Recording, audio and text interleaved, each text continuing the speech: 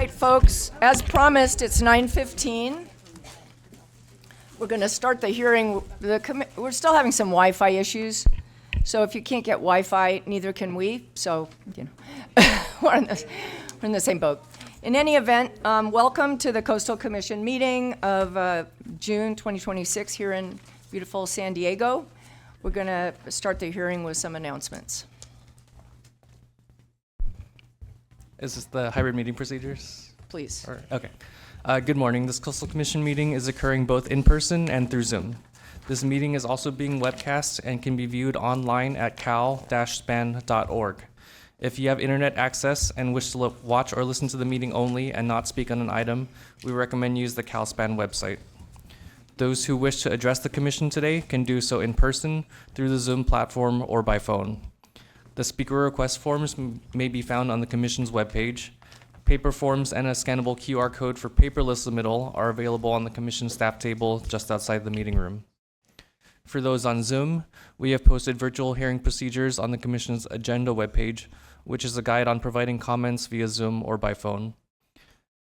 Members of the public speaking during general public comment may be given up to 2 minutes to speak at the discretion of the chair. Requests to speak during the general public comment period will not be accepted after 9 a.m. on each day of the meeting. In order to provide the opportunity for the broadest range of public participation, you may speak on a specific topic one time only each month. Those speaking on an agenda item that is not general public comment are typically allowed 2 to 3 minutes to speak at the discretion of the chair. We will accept a request to speak on a regular agenda item up until the chair opens the hearing on that particular item. If you have internet access, please go to the Commission's webpage and click on the link to fill out a speaker request. If you do not have internet access or prefer to testify by phone, please call the Commission staff at 562-477-9089. Again, that number is 562-477-9089. Staff will provide you with the telephone call-in number and instructions for how to participate and provide testimony by phone. We will manage speakers coming in and out of the meeting through a meeting organizer. When it is your time to address the Commission, the organizer will invite you to turn on your video and microphone or provide instructions on how to unmute the phone. Madam Vice Chair, that concludes the virtual hearing procedures. Thank you so much, Chris. All right, we're now going to have the roll call. Not sure who's... Yes, I'm doing that. Give me a second.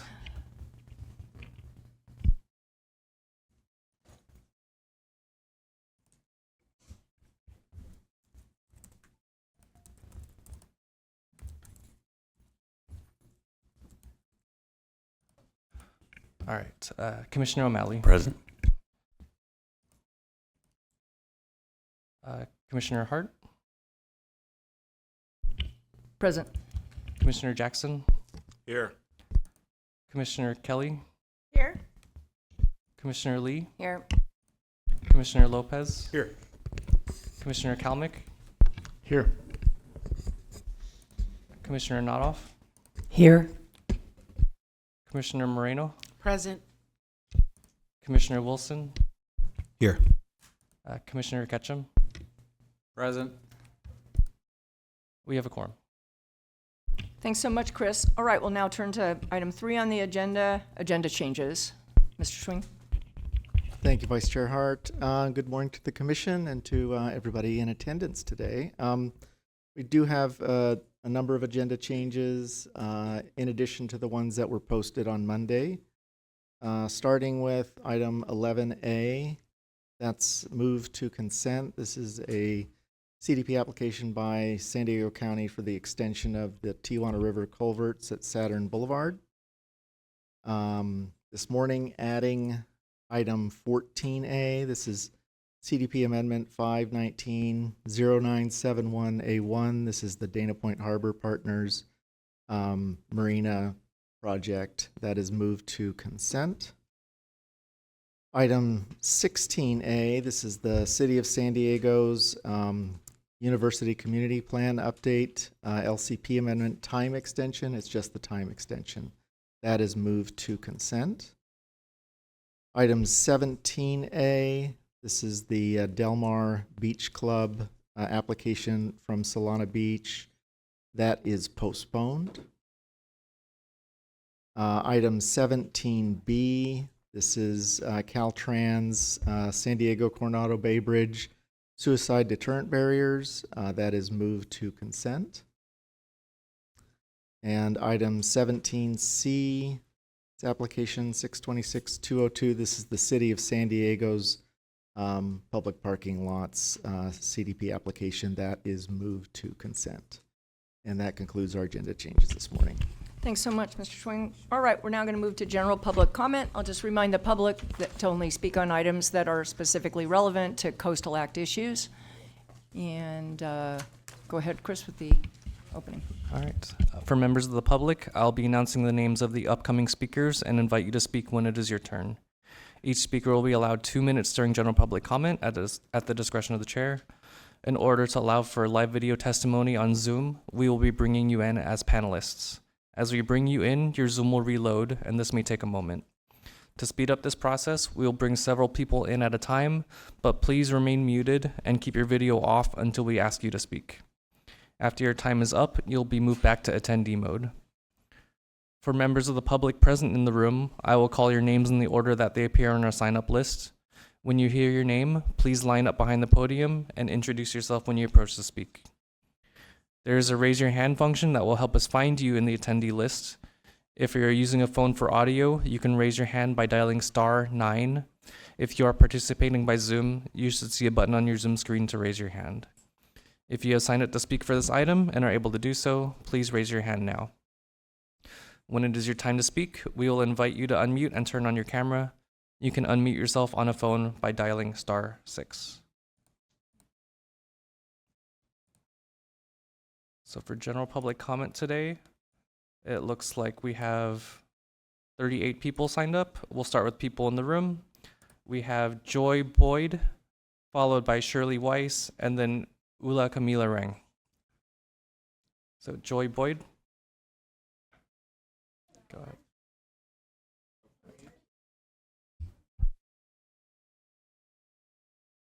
Oh, I see the button. Thank you. Thank you. Yeah, they usually can't hear me.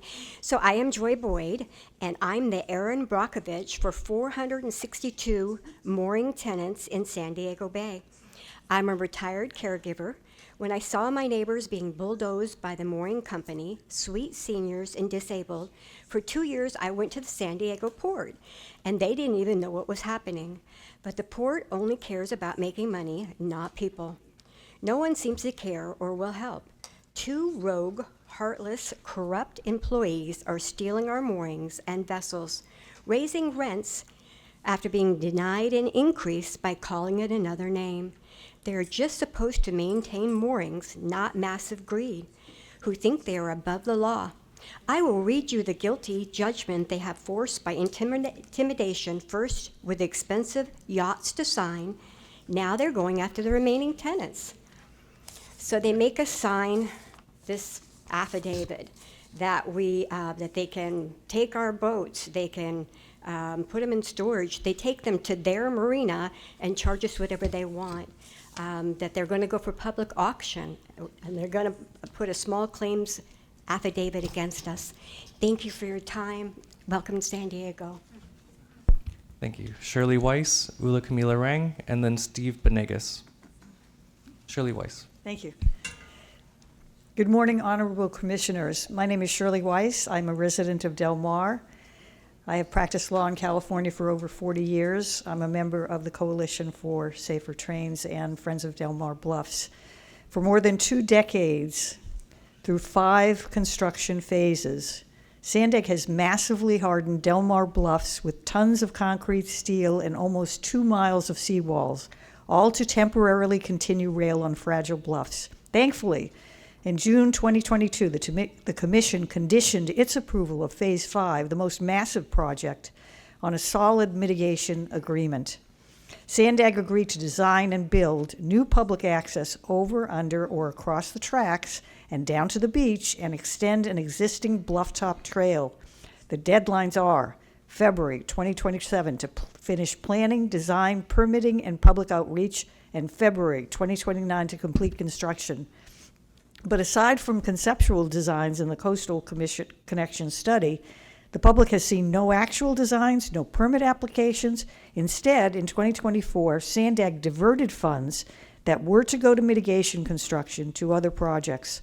In its March 2026 update to the Del Mar City Council, Sandag showed little progress and declined to affirm its mitigation obligations. And in its latest report, Sandag described itself as, quote, in negotiations, unquote, about the mitigation project, presumably with the commission, which we found very troublesome. As the commission has said, the Del Mar beaches serve the entire region, including underserved inland communities. Sandag spent over $100 million altering our bluffs to serve the rail industry. It must not be allowed to water down the mitigation obligations, profit from their own delays, or redirect mitigation funds to discretionary projects favored by more powerful cities. Del Mar has paid the price for rail reinforcement for over 20 years. Please, commissioners, please read our letter and strictly hold Sandag to the mitigation commitments. Thank you very much. Thank you. Next, Ula Camila Rang, Steve Benegas, and then Janet Rogers. Ula Camila Rang, go ahead.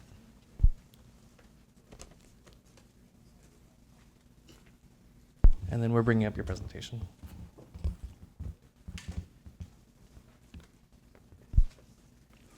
Good morning, Commissioners. I'm Camilla Rang from Del Mar. In June 2022, Sandag and the Coastal Commission made a deal. Sandag won a Phase 5 permit to further armor the Del Mar bluff with massive seawalls. The Coastal Commission granted the permit on the express condition that Sandag would construct 8 mitigation measures, one of them more important than any other for California public: safe beach access across or under the rails of the bluff. The Coastal Commission imposed strict deadlines to have completed designs and environmental reviews by April 2027 and start construction on this alternative access. We are now 10 months from that date and nothing has been done besides Sandag trying to get out of the deal. Now that the bluff armoring and cementing and uglifying of the bluff is close to be finished and Sandag no longer has anything to lose, they're now trying to negate on the safe crossing mitigations, complaining that it's too expensive and too complicated. That's something they should have thought of before they signed the deal and applied for funds for the mitigations. Next slide, please. All we are asking is a minimal type access. Now the Sandag will increase train traffic from 40 trains per day to over 100. The safest would be to construct an underpass. We are not asking for any type of fancy underpass. We just want to safely get to the other side of the rails, and there are hundreds of examples of simplistic pedestrian tunnels. Next slide, please.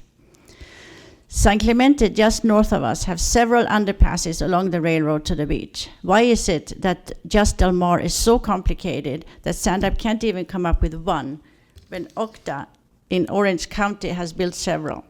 Perhaps you can recommend Sandag to go on a field trip to our neighboring county. Please hold Sandag to their side of the deal. They took 50,000 square feet of beach from us and the public, so please do not let them off the hook on the most important mitigation promise: safe beach access across or under the rails on the bluff. And this is a very important precedent, especially in regards to the relocating of the train off of the bluff. Is Sandag allowed to come and say later that, oops, sorry, we're out of money to pay for your eminent domain house? No, hold them to their promises. Thank you. Thank you. Next, Steve Benegas, Janet Rogers, Becky Vesterfeld. Steve Benegas. Good morning, Commissioners, and welcome to the Kumeyaay territory. I'm here to introduce myself. My name is Steve Benegas. I represent the 11 Kumeyaay bands in San Diego County. And we would love and wish to work with anybody that's about protecting and making sure that our sacred land and sacred areas are no longer harmed. So we wait for this opportunity to have our say and to how to protect all these things that are near and dear to the Kumeyaay people. Thank you. Thank you. Janet Rogers, Becky Vesterfeld, and then Bill Rogers. And then we have your presentation. Yeah, I'm waiting for my slideshow.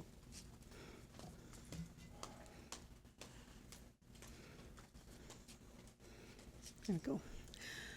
Commissioners, I'm Janet Rogers, co-chair of the Embarcadero Coalition. Please take our walk on the Embarcadero since you are right here. I have pointed out problems with the Port Master Plan Amendment, the PMPA, for nearly 2 years. I'll be in the lobby after the meeting today and tomorrow. We can arrange another time if needed. Next slide. Why can't the port do the most basic requirement, maximize public access? This is public land, not private property. The last 2 years, the port cleared $95 and $71 million. They don't need to monetize every inch of the port. Next slide. The port is deliberately destroying the promised public amenities and green space in the Embarcadero. Why?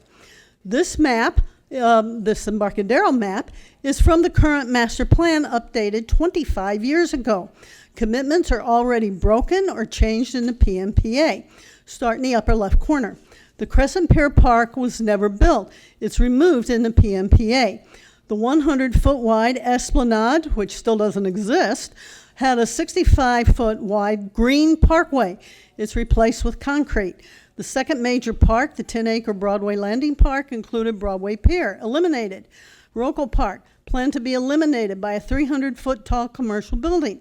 Central Park and Seaport Village, already eliminated. The Convention Center Park, planned into oblivion with the expansion plan. Not one of these green areas are mitigated or replaced. Almost no green space is left in the Embarco if the port gets its way. Next slide. Okay. I am Becky Vestrelter, member of the Embarcadero Coalition. Okay. I'm concerned about the destruction of the master plan process, especially after Commissioner Moore declared progress over process and said we don't have time to do a new master plan for Chula Vista. This process maximizes revenue, not public access. Developers, often without a RFP, develop a project, then submit their project as an amendment to become the new plan, a self-serving process. The current master plan has 41 amendments and now another 10 plus projects planned that'll be amendments to the PMPA.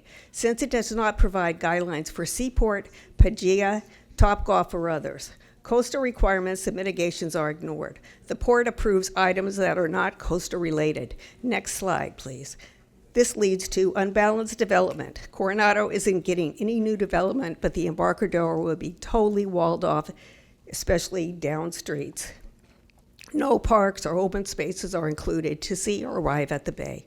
25 years ago, we were promised a 1,100-foot wide esplanade next to the water. It hasn't happened, but the 500-foot wide area between Harvard Drive and Pacific Highway has been developed and planned for a solid wall of hotels and commercial buildings.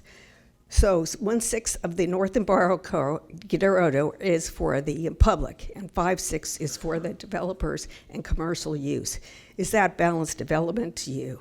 The South Embarcadero is a solid wall of commerce. The Central Embarcadero was supposed to avoid that fate, but the Seaport project is 7 hotels plus commercial building, eliminating 3.5-acre green space, Rococo Park. Chula Vista's huge project demolishes a 24-acre park. The PMPA does not tell the truth by keeping the old plant. Next slide.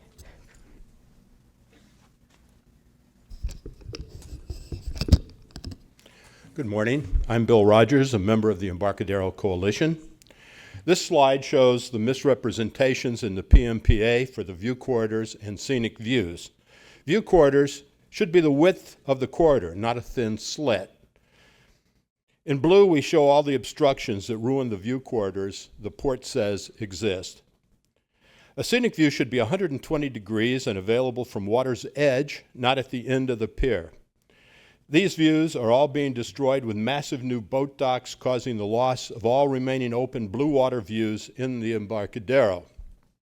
The views from the Crescent, the County Administration Building, Seaport Village, and the Hilton Bayfront will all be gone.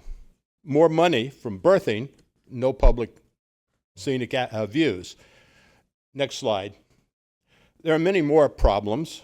To name a few, the State Lands Commission is ignoring all the changes to definitions in the PMPA. Green space is being converted to concrete walkways by eliminating the separate designations, removing floor acre ratio lets them maximize density and block public access. Parking should be underground to save public space. You know, only 3 to 4% of visitors to downtown are Californians, so the port isn't using our land for our benefit. Please take our walk and see for yourselves. Janet will be in the lobby after the meetings today and tomorrow to conduct walks, or we can arrange another time. Thanks so much for listening.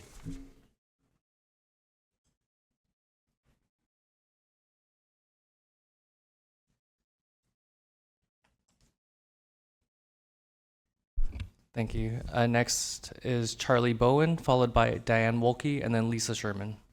Charlie Bowen. Good morning, Commissioners. My name is Charlie Bowen, Communications Director for Save Oceanside Sand.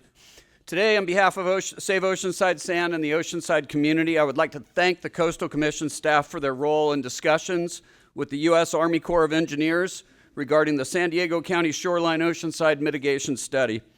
As highlighted during Congressman Levin's June 1st press conference, the announcement of the Army Corps' tentatively selected plan was an important milestone for Oceanside. The plan proposes large volume sand nourishment every 10 years over a 50-year period. We especially appreciate the efforts of the Commission's coastal engineer, Jeremy Smith, who reviewed the Army Corps' model and identified the need to incorporate the latest scientific understanding of sand transport rates based on recent studies. I would also like to thank Commission staff for their continued participation in the interactive design process for the City of Oceanside's Re-Beach pilot project. Carl Schwing and the San Diego Coast District staff have been engaged from the beginning, working collaboratively with the project team to address issues as they arise. We particularly appreciate the Commission's coastal engineer traveling to Oregon State University's O.H. Hensdale Wave Research Laboratory to observe the physical testing of the Re-Beach reef design firsthand. Re-Beach is a critical component of Oceanside's beach restoration and coastal resiliency strategy. While the Army Corps project will deliver significant amounts of sand to the system, Re-Beach adds something equally important, a retention mechanism designed to help keep that sand on our beaches. That is essential given the shoreline dynamics of Oceanside, a straight, highly exposed coastline subject to powerful swells from multiple directions. But the journey to coastal resilience on the Oceanside coast and beyond is far from over. Re-Beach has the potential to become a pathfinder coastal resiliency project not only for Oceanside, but for coastal communities throughout California and beyond. For that reason, we believe it is important for the project to move forward so that these science-based design concepts can be tested in the real world. Thank you for your time this morning. Thank you. Next, Diane Wolke, Lisa Sherman, and then Judy Burlfine. Diane Wolke. I have slides. Yes, give us a moment to bring it up. There you go.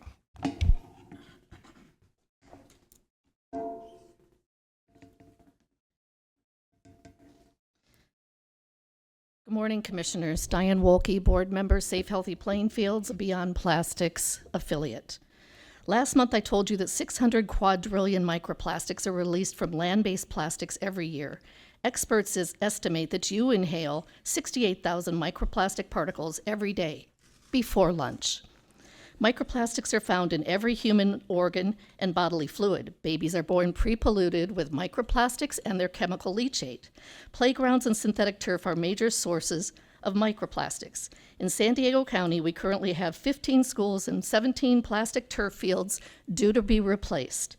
In addition, we have 3 parks in the CDP and LCP zones contaminating our air, water, soil, beaches, and the ocean.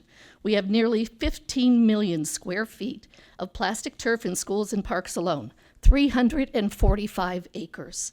For every 1 inch of rain, well over 9.3 million gallons of toxic runoff from these plastic fields rush through our storm drains and to the ocean.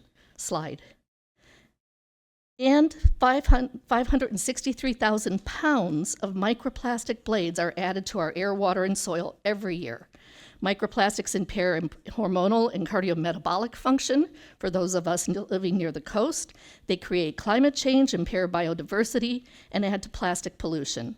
Aquatic organisms are irreparably harmed, and marine animals are dying of starvation because their prey have moved off to cooler waters. We are asking you to hold all in the CDP and LCP zones accountable, make polluters, and permit dodgers pay. Slide. We implore your consultants to stop recommending PVC tiles for playgrounds. PVC microplastics are found in human testes, semen, blood, blood clots, chorionic villi causing miscarriages, human placentas, and umbilical cords. Stop spreading mistruth and deceiving applicants by claiming PVC is non-toxic, won't get excessively hot in coastal breezes, and won't break down into microplastics. Please be part of the solution, not part of the problem. Thank you.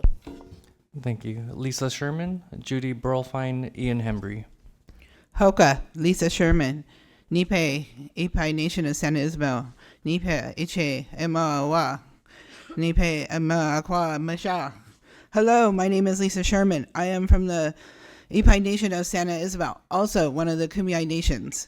I am honored to be here and come in a good way. I am here as the founder of Tribal Sacred Waters, Inc., and on behalf of Native Like Water and the Princess Coastal Access Project. I want to share the journey that led me here, which began with a strong focus on advocacy. Through my efforts, I encounter various barriers to access the ocean. My company, along like Native Like Water and Princess Coastal Access Projects, has been dedicated to helping our community reconnect it with our heritage and the waters that are vital to us. We have experienced significant success in this mission, yet we still face challenges such as insufficient parking and limited access to our equipment, our boats. Our work emphasizes on tribal stewardship, healing, and culture education, honoring the deep-rooted connection our people have with these waters. We long to return to our ancestral lands and reclaim our rightful place by the waters. I would like to highlight that through our tribal services work, we have made significant strides. Including the ownership of 2 boats. We are proud to be one of the only Native American-led nonprofits, Tribal Sacred Waters, with our own fishing vessels. And our boats carry meaningful names. Mine is called the Ipai Mermaid, and the second one is the Salish Sun. Both names honor our ancestors, which have passed down through traditions to us, and they hold deep significant values to us. Our commitment to tribal stewardship is paramount, especially as we recognize that our ocean waters are suffering. We appreciate the efforts. And we approach you and ask that you give us access, and that's what I'm here for, to request access. And hi, thank you again. Thank you. Next is Judy Burlfine, Ian Hembry, and then Quincy Bump. And we have your presentation. It's coming up. Okay.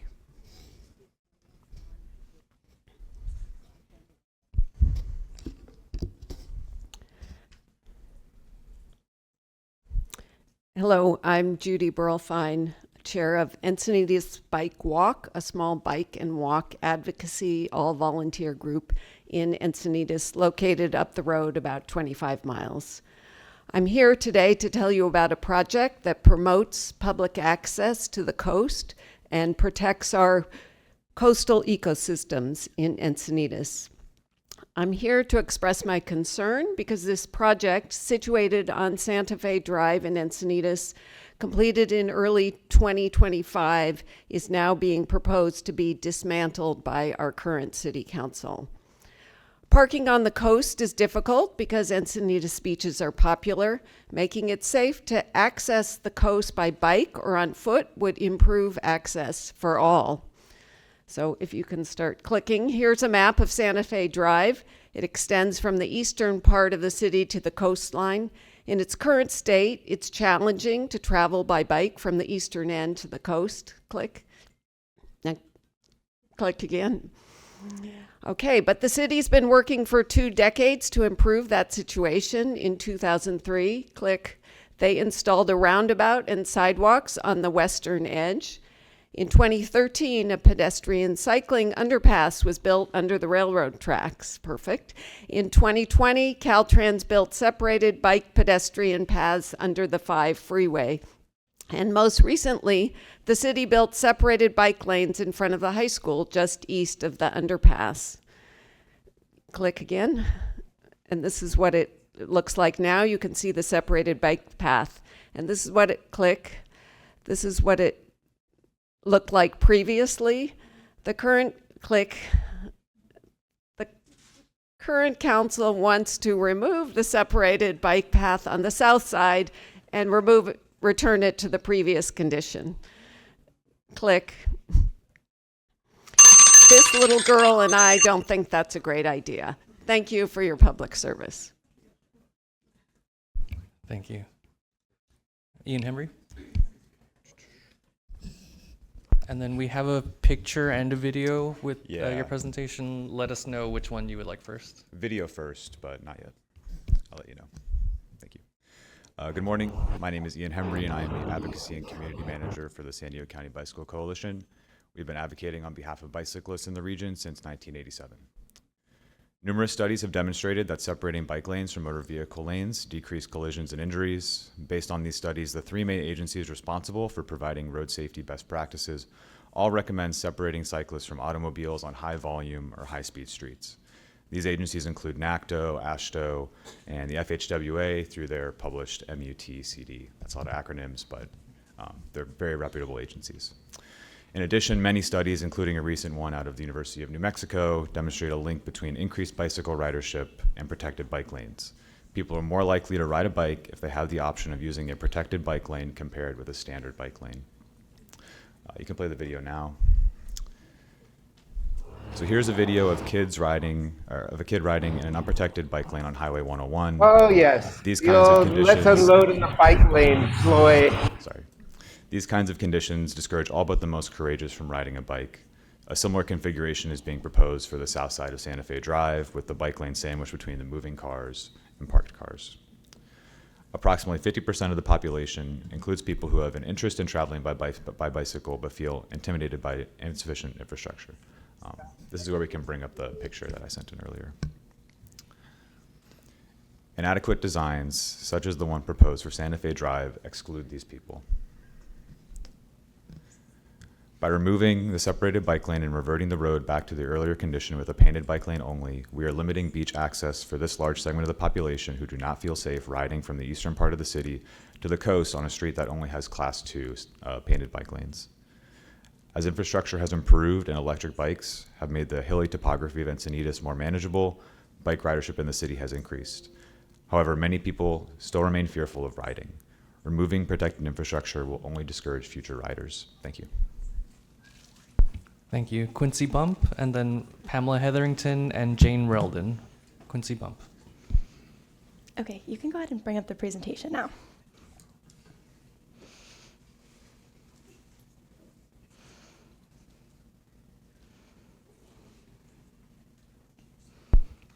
Give us a moment. It takes a while to No worries. put another one down and put one back. Okay. Good morning, everyone. My name is Quincy, and I also work for the San Diego County Bicycle Coalition, and I'm here to round out our comments about Santa Fe Drive in Encinitas.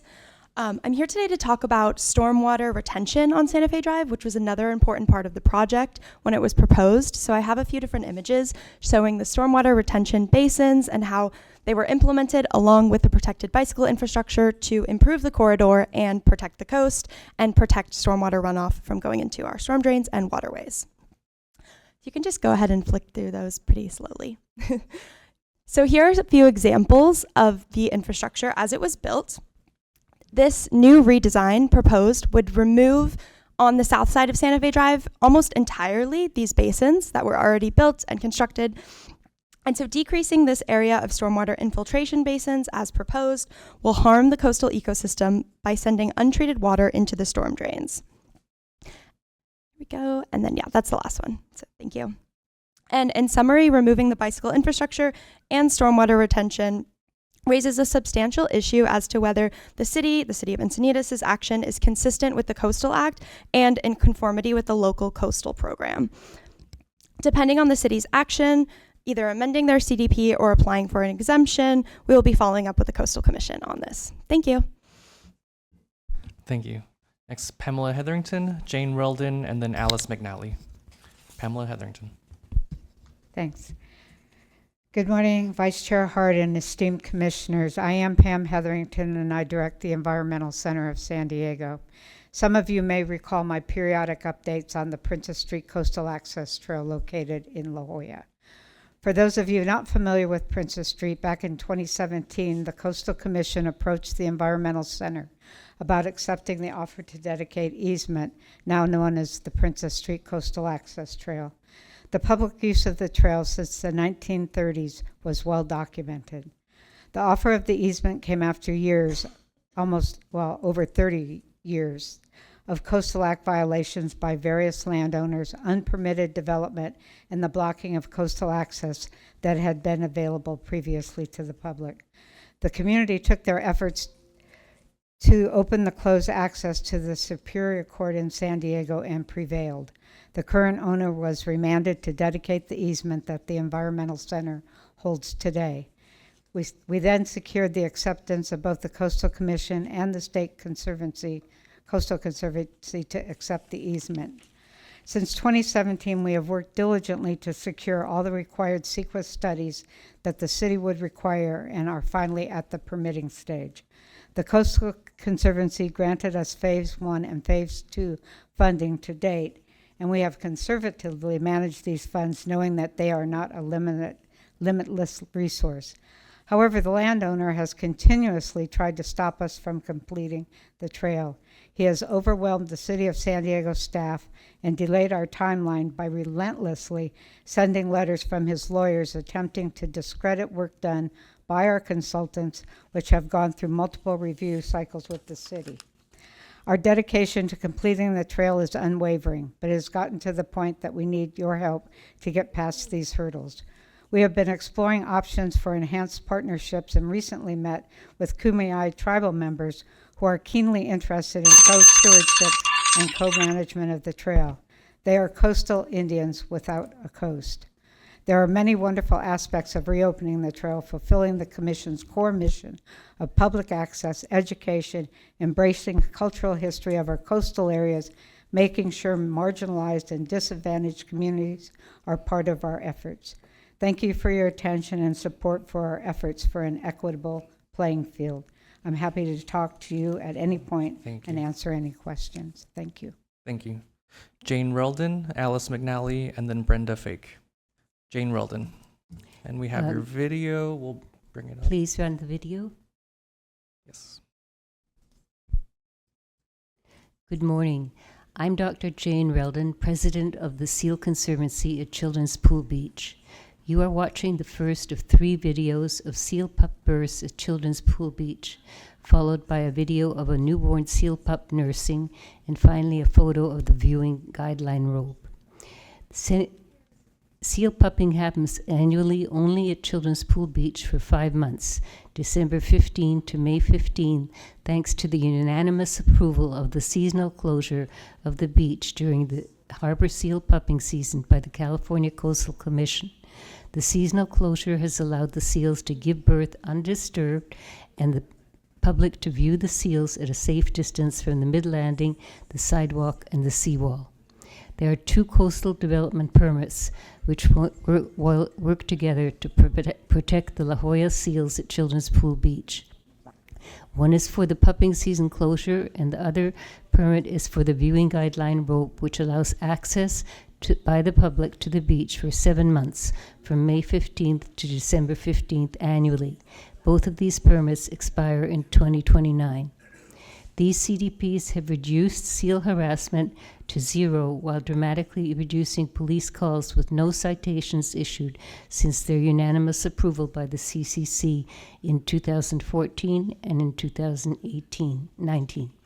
The pupping season closure for 5 months at the year combined with the guideline rope during the other 7 months of the year have proven to be an effective compromise in terms of balancing public access to the beach with animal habitat protection.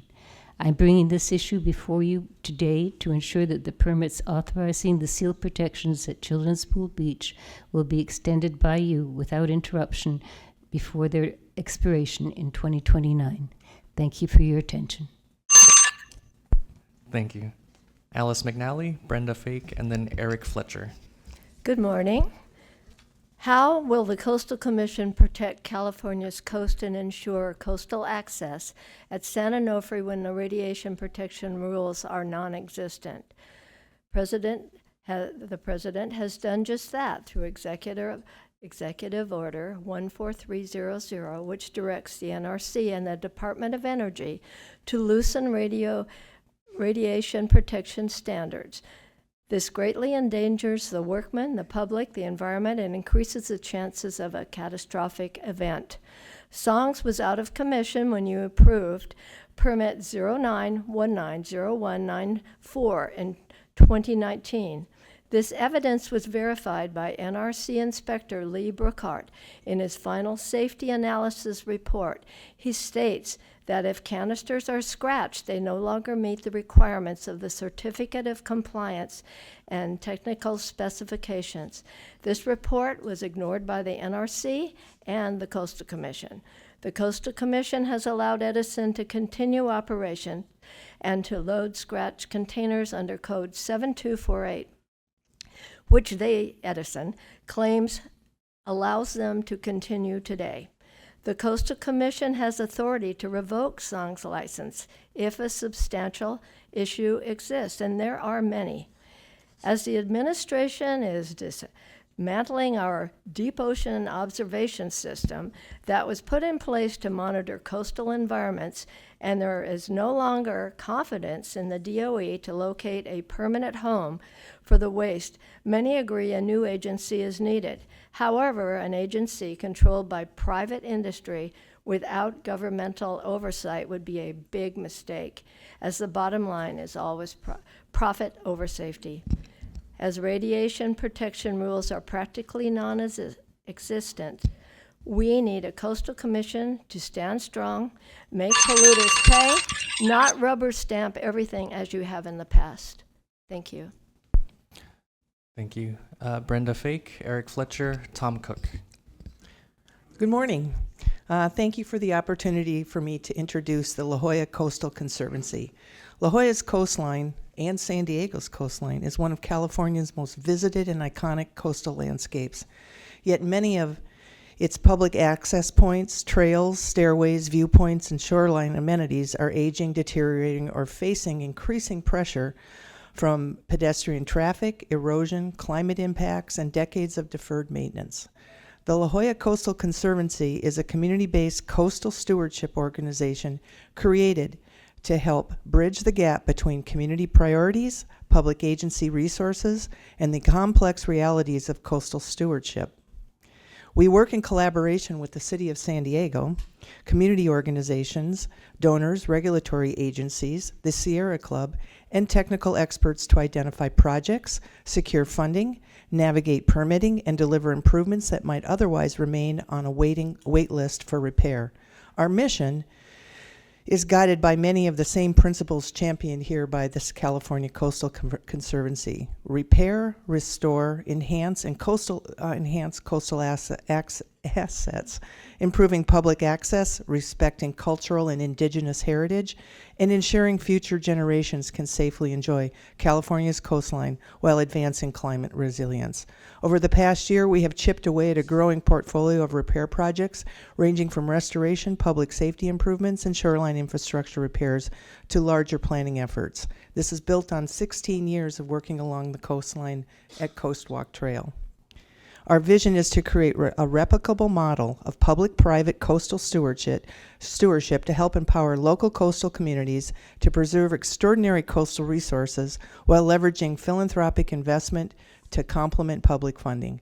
In short, we are not simply repairing infrastructure. We are building a model of partnerships, capacity, stewardship, and framework needed to protect one of California's most treasured coastline. Thank you. My name is Brenda Fake, Chair of La Jolla Coastal Conservancy. Have a good day. Thank you. Eric Fletcher, Tom Cook, William Robbins. Eric Fletcher, go ahead. Good morning, Commissioners. My name is Eric Fletcher. I'm a longtime San Diego community member, ocean swimmer, and conservationist. I am here today to voice my strong opposition to the La Jolla Bluffs odor abatement project and urge the Commission to assert its full regulatory jurisdiction over the city's project. While some feel frustration with the odor, not everyone shares their opinion, and bypassing environmental reviews and laws to spray a chemical and biological cocktail directly over our marine protected area is a dangerous and short-sighted mistake. These products are labeled biodegradable, but the process takes days or weeks, not seconds, and it does not instantly sterilize guano. A concentrated slurry of chemical surfactants and pathogens such as fecal chloroform bacteria and E. coli will run straight into the protected waters of the cove. This spraying would violate California Coastal Act, Chapter 3, Section 30230 that mandates marine resources be maintained and protected. Coastal mist, morning dew, and heavy rains mean runoff into the marine reserve is certain. Second, this creates severe human health hazards. The surfactants strip away the protected lipid and mucus barriers on human skin and eyes. Anyone passing through the discharge will face severe eye and membrane irritation as well as risk of sickness due to the pathogens. The Cove is home to historic world-renowned swim events, and the release of liability covers only standard open water risk. It mentions nothing of spraying. Anyone who gets sick from the spraying would be able to sue the swim club, the Kiwanis Club, and the city and corporate sponsors. The city is facing a massive $118 million budget deficit, which is forcing painful cuts. Spending taxpayer dollars on this spray program, which will inevitably trigger litigation and fines, is fiscally reckless.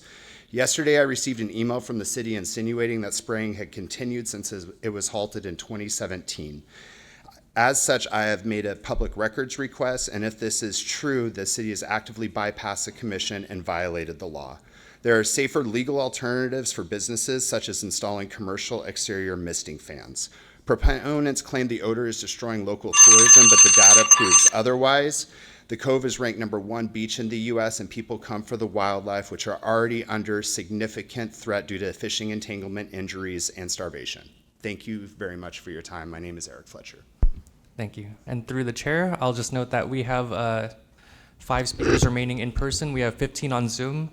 I now have your Wi-Fi access codes, so might I suggest a break after our in-person speakers so we can get everyone access? Sounds like a great plan, so that's Okay. what we'll do. Thank you. So we'll finish our 5 in the room, and then we'll take a short break, and then return for our Zoom speakers. We'll continue with Tom Cook, William Robbins, and J.L. Jackson. Tom Cook. Hello, Commissioners. Welcome back to San Diego. My name is Tom Cook. I'm a volunteer with the San Diego County Chapter Surfrider Foundation. And I've been working with Pam Hetherington and the Environmental Center of San Diego team on the Princess Street Coastal Access Trail since the beginning. And it's truly been a highlight of my many years of activism. This section of coast is incredibly unique from its geological features like the ridgebacks that are in the tide pools to the beautiful view of La Jolla Cove and the sea caves in between. Once reopened, the Princess Street Trail will be the only public coastal access between the Marine Room to the north and the Cove to the south. This project achieves the goals laid out by the La Jolla Community Plan, increasing coastal access in a truly beautiful setting. The trail is also a powerful example of a sustained fight to keep California's coasts accessible to everyone, resisting the unending push of misguided interests trying to privatize coastal access. The California Coastal Commission has played a pivotal role in this fight, protecting and preserving the public trail after decades of court battles, by securing this easement and this project to restore and enhance coastal access. We appreciate your time and thank you for your support. Thank you. William Robbins. J.L. Jackson. Okay, sir. Well, Yes, we're going to just complete public comment. We're going to take a short break, then we'll get into the agenda. Thank you so much. Thank you. William Robbins, J.L. Jackson, Nina Babiars, and then Daryl Gale. William Robbins, yeah, go ahead. Sir, do you have general Or public? you're speaking on an agenda item. Okay. We'll move you to the appropriate item. Thanks. Or at the break, if you want to speak with Chris and just clarify what item you want to speak on so everybody's on the same page, that'd be great. Okay, next, J.L. Jackson, Nina Babiars, and then Daryl Gale. Bonjour. Thank you, staff. Thank you, commissioners, for hearing these words today. And I'd like to thank Father Sky and Mother Earth to bringing us all here today. I'm with Native Like Water, and the founder of that program is not here. I'm the executive director. So I'm just going to read some stuff that was written, and so here we go. Native Like Water works to reconnect indigenous people to water through traditional acknowledgement, cultural practice, environmental stewardship, education, and access. Our mission is a rooted, simple belief. Indigenous people maintain relationships with these waters since time immemorial, and those relationships should not be barriers to participate access. California coastal belongs to everyone. The Public Trust Doctrine and the Coastal Act recognizes that our shoreline and tidelands should be managed for the benefit of all California. Yet many waterfront access remains ineffective and accessible. Large segments of public and including indigenous communities. So we have some questions. How much public trust land is currently occupied by private or membership-based organizations?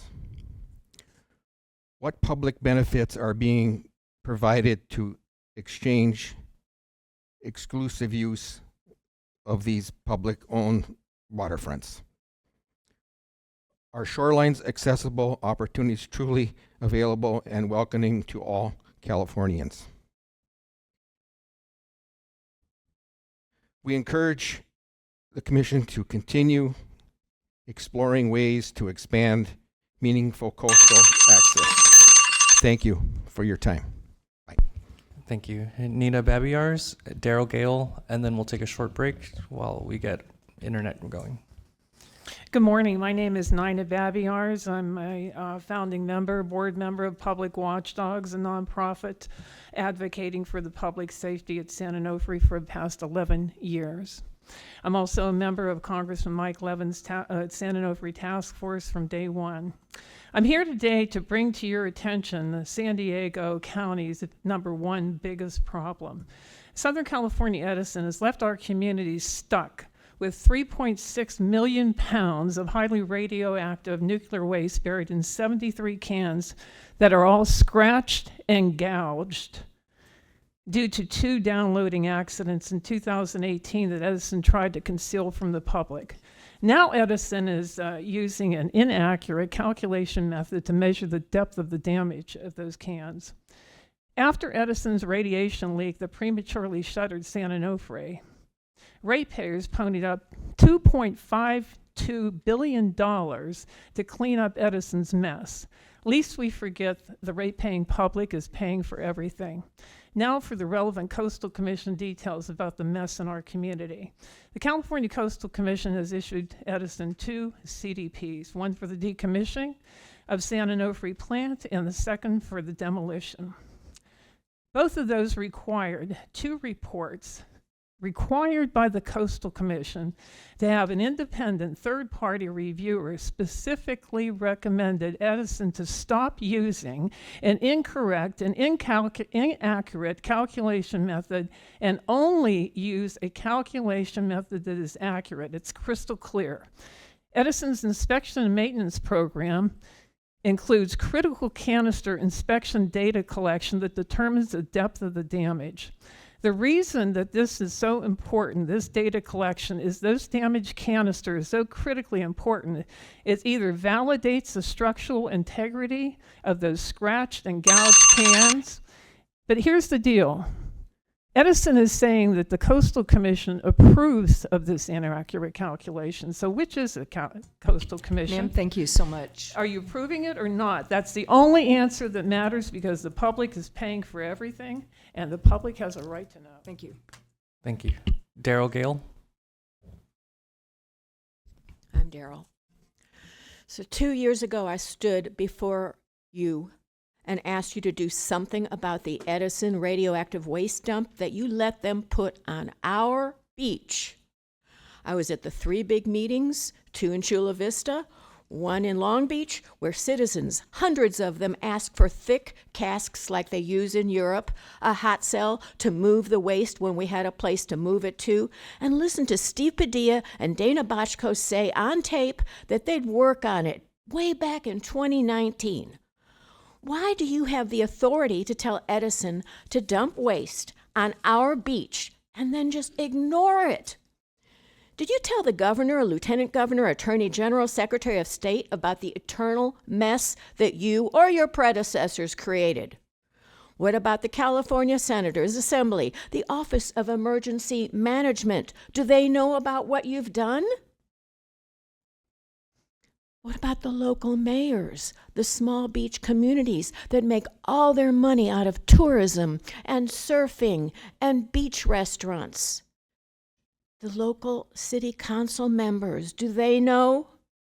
I have gone up to Sacramento at least 7 times, and I have lobbied with young people who were environmentalists. You can ask Dr. Hucklebridge. She saw me up there numerous times.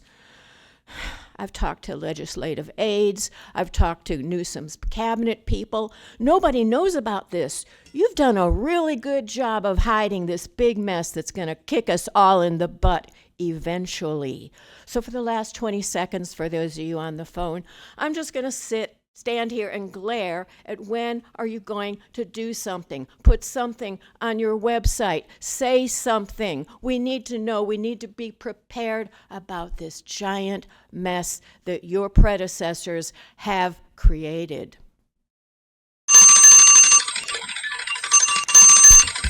Thank you. Madam. Is that the last in-person speaker then, Chris? Yes. Okay, so we're going to take a break right now until 10:30. We're going to get everyone online, and we'll see you back at 10:30 for the Zoom public speakers.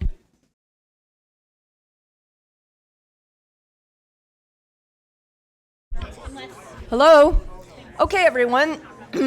It's 10:30, and we're going to restart the meeting. Looks like we essentially have a quorum. 1, 2, 3. 1, 2, 4. Yeah, we have a quorum. So we're going to move forward with the Zoom speakers, the Zoom public comment speakers. Thanks so much, folks, for bearing with us as we dealt with this Wi-Fi issue this morning, but I think everyone's online now. And if folks want to sit down, we're going to resume the meeting. Thank you. Thank you, and thank you for your patience. We're moving on to our Zoom speakers. We have 15 speakers signed up on Zoom. We'll start with Bonnie Ernst, Chaley Hilkema, and George Hilkema. So Bonnie Ernst, when you're able to, please move in as a panelist, and when you're able to, go ahead. I believe we have your presentation as well. Good morning, commissioners and staff. I'm Bonnie Ernst, and I'm from Oceano, California. There is much for you to be aware of, and as you understand, the CDP for the airport will be before you soon. The slide, what you're looking at is part of the Oceano Airport, and approximately 5 acres of this area is in the runway protection zone. It's being used as a storage lot for mostly out-of-town RV campers. And I have no idea how many of them actually have propane tanks. What's coming up after this is the airport's parking lot. Next slide. And resurfacing this lot is a top item on the airport's list of proposed maintenance projects. The estimated cost was more than $500,000, but likely it will be much more due to inflation. County representatives have extolled the community virtues of their Girls in Aviation Day, Display Day, and their Aviation Career Partnership. And I would estimate the total time on their community events might be around 10 hours of controlled access a year. But what you see here is the reality of Oceano Airport. It's coastal land, 24/7, 365 days a year, little activity, empty asphalt, fencing, RV storage. After years of neglect, the SLO County is priority is a fixed wing runway, not the community, not the environment, not public access. And we argue for an evolution to multiple uses for this land, such as a heliport, for emergency services, wetlands, trails, and public access to the beach. Thank you for your time. Thank you. Next, Chaley Hilkema, George Hilkema, and then Glenn Rogers. Chaley Hilkema. Good morning, Commissioners. I'm Chaley Hilkema, a Newport Harbor mooring permit holder and a Newport Beach resident with a home a block away from the harbor. In my neighborhood, private docks are separated from upland homes by a public right-of-way. Boaters use docks or moorings to store their boats when they're not in use. Most paid private parties to obtain permits, and we pay fees to the city for our private use of the public tidelands. We are like users, but the city's management of us has been unfair and classist. Mooring permit holders are overcharged, highly regulated, and treated like second-class boaters, while those with residential pier permits enjoy the comfort of permit stability and the luxury of financial favoritism. The rate and regulatory disparity is irrefutable. Only our user group is being threatened with a 300 to 500% fee increase and an end to our permit transferability. It appears that the city wants our mooring so it can charge much higher fees for its short-term mooring license product. If the city's plan is resuscitated, it will be a costly operation for boaters of moderate means who are at risk of having their harbor access cut off. City staff and policymakers made false claims that we're selling the tidelands and making huge profits when we transfer our permits, but the facts are that we don't sell the tidelands. And most of us only recoup some of what we've paid. Plus, we pay higher transfer fees. It is also a fact that private docks and single point yacht club moorings are more convenient than our difficult to access moorings. Yet we're continually gaslighted on this issue. We don't want to be the scapegoat if the city is compelled to raise rates of other user groups. So to clarify, we don't think residential pier rates are too low, but by comparison, mooring fees are too high. We're asking this commission to advocate on behalf of all recreational tideland permit holders and request that the city adopt use of the state lands Category 1 benchmark for rate for recreational and mooring fees in Newport Harbor to protect equity and public access. Thank you. Thank you. Go ahead, George. My name is George Hilkema, and I'm hoping this commission will inspire or require the city of Newport Beach to muster the requisite integrity needed to manage our public tidelands fairly so that mooring permit holders can enjoy their boats rather than be financially burdened by them. The city of Newport Beach wants to raise our fees and end permit transferability again. I've been a board member of the Newport Mooring Association for 35 years, and I've spent countless hours on these same issues during my 50s, 60s, 70s, and 80s. And frankly, now that I'm 90, I'd rather be sailing. I've worked on committees with Duffy and Brad Avery, both past harbor commissioners, council members, and mayors to resolve mooring-related concerns, including a scrutinized focus on transferability. Now the current policymakers think that the past policymakers got it wrong. This lack of continuity and fair consideration has caused concern for those of us who made substantial financial investments to make our dreams of a boat ownership a reality. Recreational boating is protected by the Public Trust Doctrine and our Coastal Act, and the Newport Beach Local Coastal Program claims moorings will be provided as an important source of low-cost public access. However, by its actions, it appears that the city intends to further commodify and gentrify Newport Harbor. The State Lands Commission suggests that the transferability of mooring permits may, quote unquote, violate state law, which implies that it also may not violate state law. Still, the city declares that the practice violates the California Constitution. The city regulated the mooring permit transfer process and even participated in it. And the State Lands Commission has had oversight authority over this management duties all along, So we're wondering what's really going on. Thank you. Thank you. Thank you. Next, Glenn Rogers, Jonathan Spalding, and then Anna Christensen. Glenn Rogers, go ahead.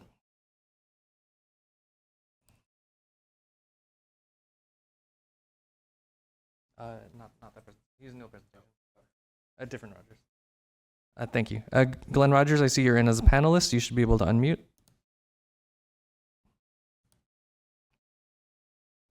Yes, thank you for having me today.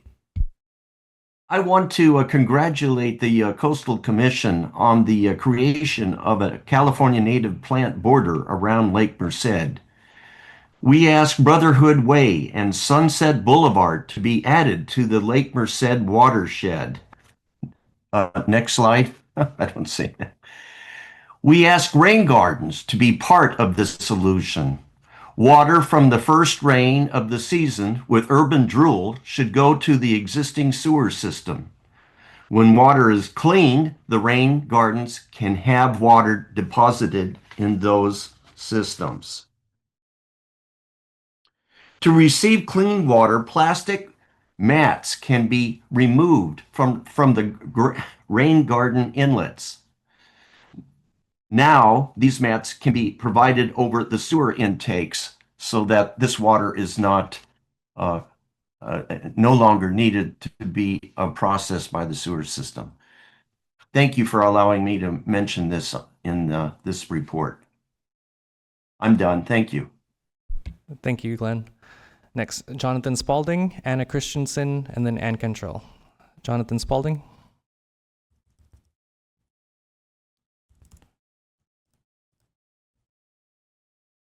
Give us a moment. You need to be moved in as a panelist.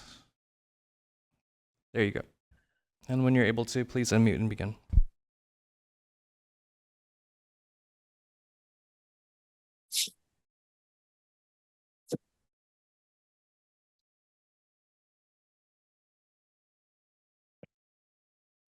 There you go. We see you. It looks like you're unmuted. Go ahead. Hello. Hello. Sorry for the delay.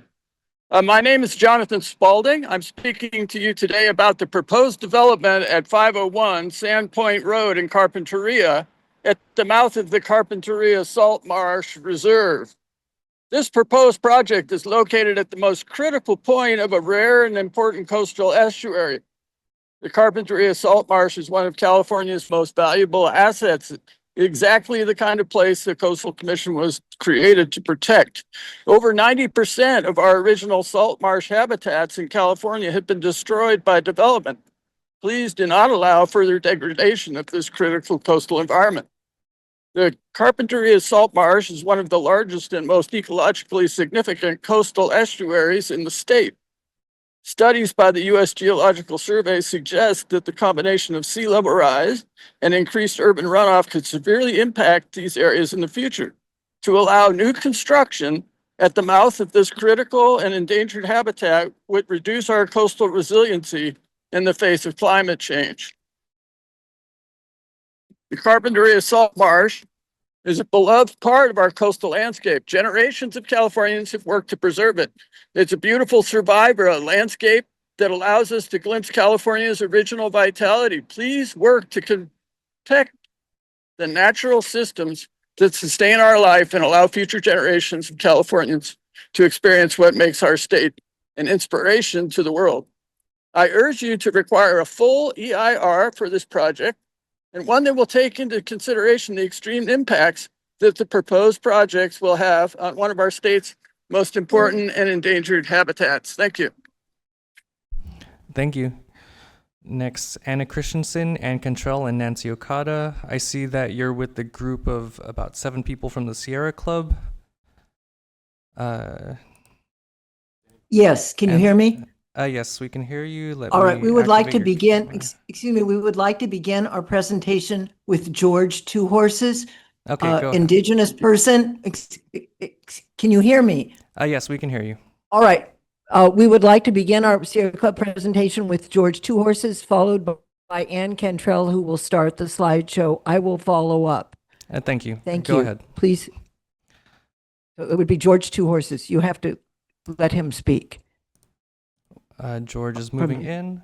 With this group, we also have, I believe, Katie Wagner, Leslie Purcell, Nancy Okada, and Control, and you. I'll move everyone in, and you can speak.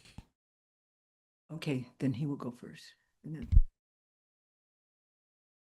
Hello? Hi, we can hear you. Go ahead. Great.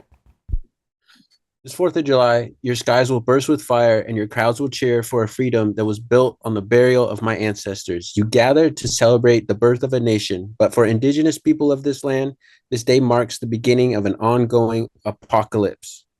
How can we celebrate a freedom that required our cages? Look at how this nation celebrates along our fragile coastline. Millions of fireworks launched over marine sanctuaries, choking the air with heavy metals, poisoning the water and terrifying marine wildlife. For a few seconds of flashing lights, we litter our beaches with sulfuric acid and plastic debris. This fallout directly worsens the global crisis of microplastics breaking down into our marine food webs. It is the American story in a nutshell, destroying the ecosystem for temporary entertainment. You treat the ocean as a resource to exploit rather than a life support system to protect. By ignoring this connection, we have created a global environmental emergency, forcing future generations to live on the brink of an engineered disaster. The California Coastal Commission has a clear duty to protect these shores from degradation. True freedom cannot be found in a flag, and it cannot be found in the ashes raining down on a poisoned Pacific. We urge this commission to protect our shared environment by strictly regulating these destructive holiday displays before this crisis consumes us all. That's all. All right, thank you. And Control's continuing, I believe. Do you need the presentation under Christensen up? Yes, please. Okay. Good morning, Ann Cantrell, Sierra Club. Fireworks, patriotic celebration, or assault on people and nature. This July 4th, there will be 23 fireworks shows along the California coast. 19 are within the Coastal Commission's jurisdiction, 4 in ports. All will negatively impact coastal waters, marine life, wildlife, and coastal communities. Next slide, please. Next slide. Thank you. On July 4th, 23 fireworks shows on the California coast. I'm sorry, this is the wrong slide. Is this 2? Slide 2. Hi, All right, this is James with AGP. This is it. Slide Yes, 2 that's is missing. all right. 23 fireworks shows on the California coast from Crescent City to San Francisco to Long Beach, Catalina, and San Diego. Next. Next slide. All these fireworks shows impact coastal waters known to contain ESHA, endangered, threatened, and special status species. Yet Coastal Commission staff has concluded these temporary events have no significant adverse impacts on coastal resources. Next. Slide. Yeah. Shows at Newport Back Bay, Laguna Beach, and Avalon Harbor and Isthmus Cove are within state marine protected areas. The coastal waters that will be bombarded contain sea lions, seals, pelicans, black skimmers, herons, egrets, sharks, and numerous other fish, eelgrass, and invertebrates. They will be unable to escape when the explosions begin and continue for at least 20 minutes. These are coastal resources, which the Coastal Commission is charged to protect. And Anna Christensen will continue the next slide. All fireworks shows. Next slide. No, thank you. All fireworks shows, as you saw on the slide, will have harm ESHA, endangered, threatened, endemic, and special status species. The impacts of fireworks on marine ecosystems include chemical and heavy metal pollution, bioaccumulation, stress, disorientation, panic, behavioral disruption, debris and plastic pollution, ingestion leading to starvation, entanglement, and habitat damage. Next. Long Beach will have 3 fireworks barges within the breakwater where poor water circulation and trash lead to harmful algal blooms, toxic to swimmers and marine life. 2 barges were given exemptions from CDPs. One will pollute a beach known for kiteboarding and parasailing. That's the one on the right. And the other will pollute a beach most frequented by inner city residents and visitors. We respectfully ask that 4 or more commissioners today object to this exemption and that by the executive director and either prohibit these 2 additional fireworks or require a CDP. Next. The Coastal Act grants the right and responsibility to condition or prohibit temporary events, including fireworks shows that significantly harm coastal resources. In 2008, the commission declared the Jolla fireworks show was a form of development that did not qualify to be exempt from permit requirements because of its potential for adverse effects to coastal resources, and the state Supreme Court agreed. A fireworks show display that produces both solid and gaseous waste is development under the plain language of the Act. We ask that the 19 shows under commission jurisdiction not take place without further coastal commission review. Some of them, our South District didn't even know about the Catalina shows, so they cannot possibly be legal. Please do something about this. Thank you. Next, Nancy Okada, Leslie Purcell, and Katie Wagner. Nancy Okada, I see you're on a phone. You should be able to unmute now.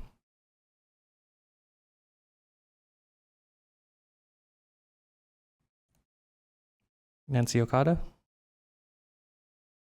There you go.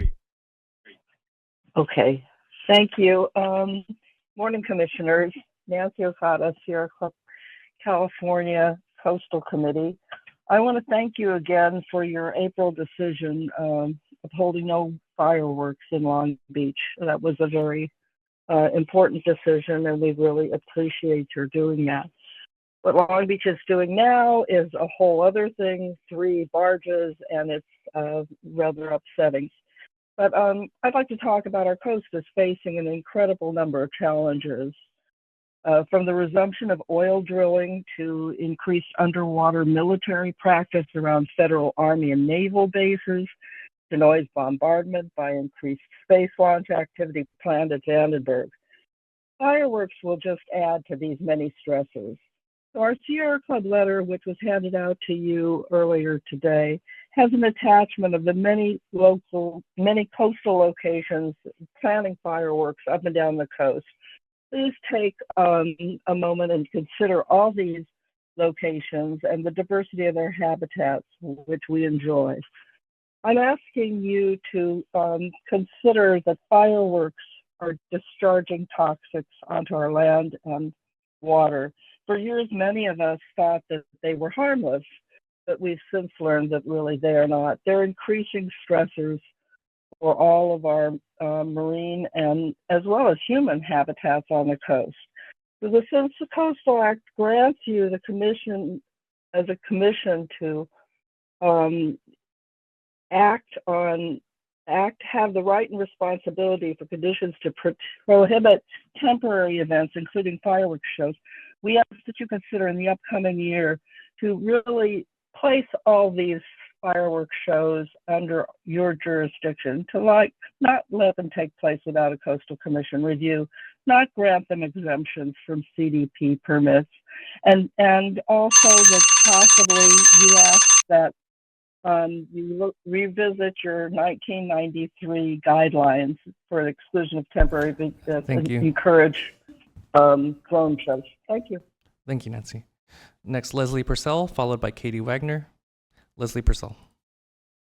Hi, I'm Leslie Purcell, also with the Sierra Club. I'd like to speak a little bit about Marina del Rey in specific, as I had lived and worked for many years on trying to save the Ballona wetlands, which is such a special place historically and provides a lot of habitat and tidal waters are very important there. So I believe that they would be shooting off fireworks off of the main channel in Marina del Rey, and this would be very detrimental to this area that so many of us work so hard to preserve. And I would just ask the commission to require CDPs for these kinds of firework displays, and then to actually have them be phased out, because as you've heard, the pollution both in the air and the water is very significant, and the effect on bird life, herons, egrets, we have them nesting and roosting in these areas that will be impacted by fireworks displays up and down the coast. I think that harbor seals and sea lions as well, you've heard. There's also the impact to the marine environment itself with debris falling in and pollution. And it's been documented that the seabirds are suffering and have been dying along the coast, and fish populations have been declining, partly probably because of warming waters. But these kinds of activities would only increase that these adverse effects. So I would like you to require CDPs for such events and to phase out the fireworks in the next year that you are considering these issues. Thank you. Thank you. Katie Wagner, and then I'll start calling names that we weren't able to find in Zoom that were signed up to speak on our attendees list. Katie Wagner, go ahead. Good morning. My name is Katie Wagner. I'm the Water Campaign Manager for Sierra Club, California. I understand that asking to curb fireworks on the 4th of July, especially on the nation's 250th birthday, makes us seem kind of like the Grinch of the holiday. I get it. Fireworks are beautiful and they're a tradition. We're not asking for a ban on fireworks everywhere. Like using hand sanitizer before you hold a newborn or wearing a mask to visit family in the ICU, we're asking for protections for the most vulnerable, the sensitive marine habitats with endangered species. Fireworks discharge gaseous and solid waste onto land and into water, directly and indirectly impacting marine and biological resources, public access opportunities, and the health of coastal residents, including pets. I myself have asthma, and I had to rush home on New Year's Eve to put on my N95 and air filters before my neighborhood fireworks in Downey began. The air quality index reached 275 this year following the fireworks. I also had to give my pets gabapentin. I'm grateful that I have those comforts, but wildlife do not. The Pacific green sea turtles that swim around Long Beach and spend much of the year in the San Gabriel River, they don't have that luxury, nor the stellar sea lion or Chinook salmon of Crescent City, or the Point Arena mountain beaver, or the barren silver spot butterfly of Point Arena, where there will be a fireworks show this 4th of July. They're all endangered species. Fireworks attract tourists for a night, but wildlife keep tourism alive year-round. We're asking you to take a small step to prevent some heavy pollutants from impacting the local marine life you are meant to protect. We ask that the 19 fireworks shows under your jurisdiction not take place without the Commission's review, not be granted exemptions from CDP permitting, and that they be granted waivers or CDPs only on the conditions that surface and subsurface impacts to coastal ecosystems be documented, and that future fireworks shows not be held on or adjacent to coastal waters. I also want to echo the earlier comments about the Princess Street Trail bioswales. Thank you. Thank you. And now we had 4 other speakers that were signed up to speak for general public comment that we weren't able to find in our attendees list. The names, if you hear your name, please raise your hand. Sydney M. Pitcher, Eileen Boken, Lucia Casalinuovo, and Mike McCormick. Again, if you hear your name, please raise your hand.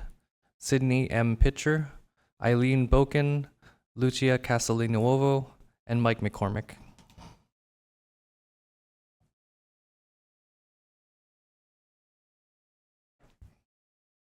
All right, I'm seeing no hands raised.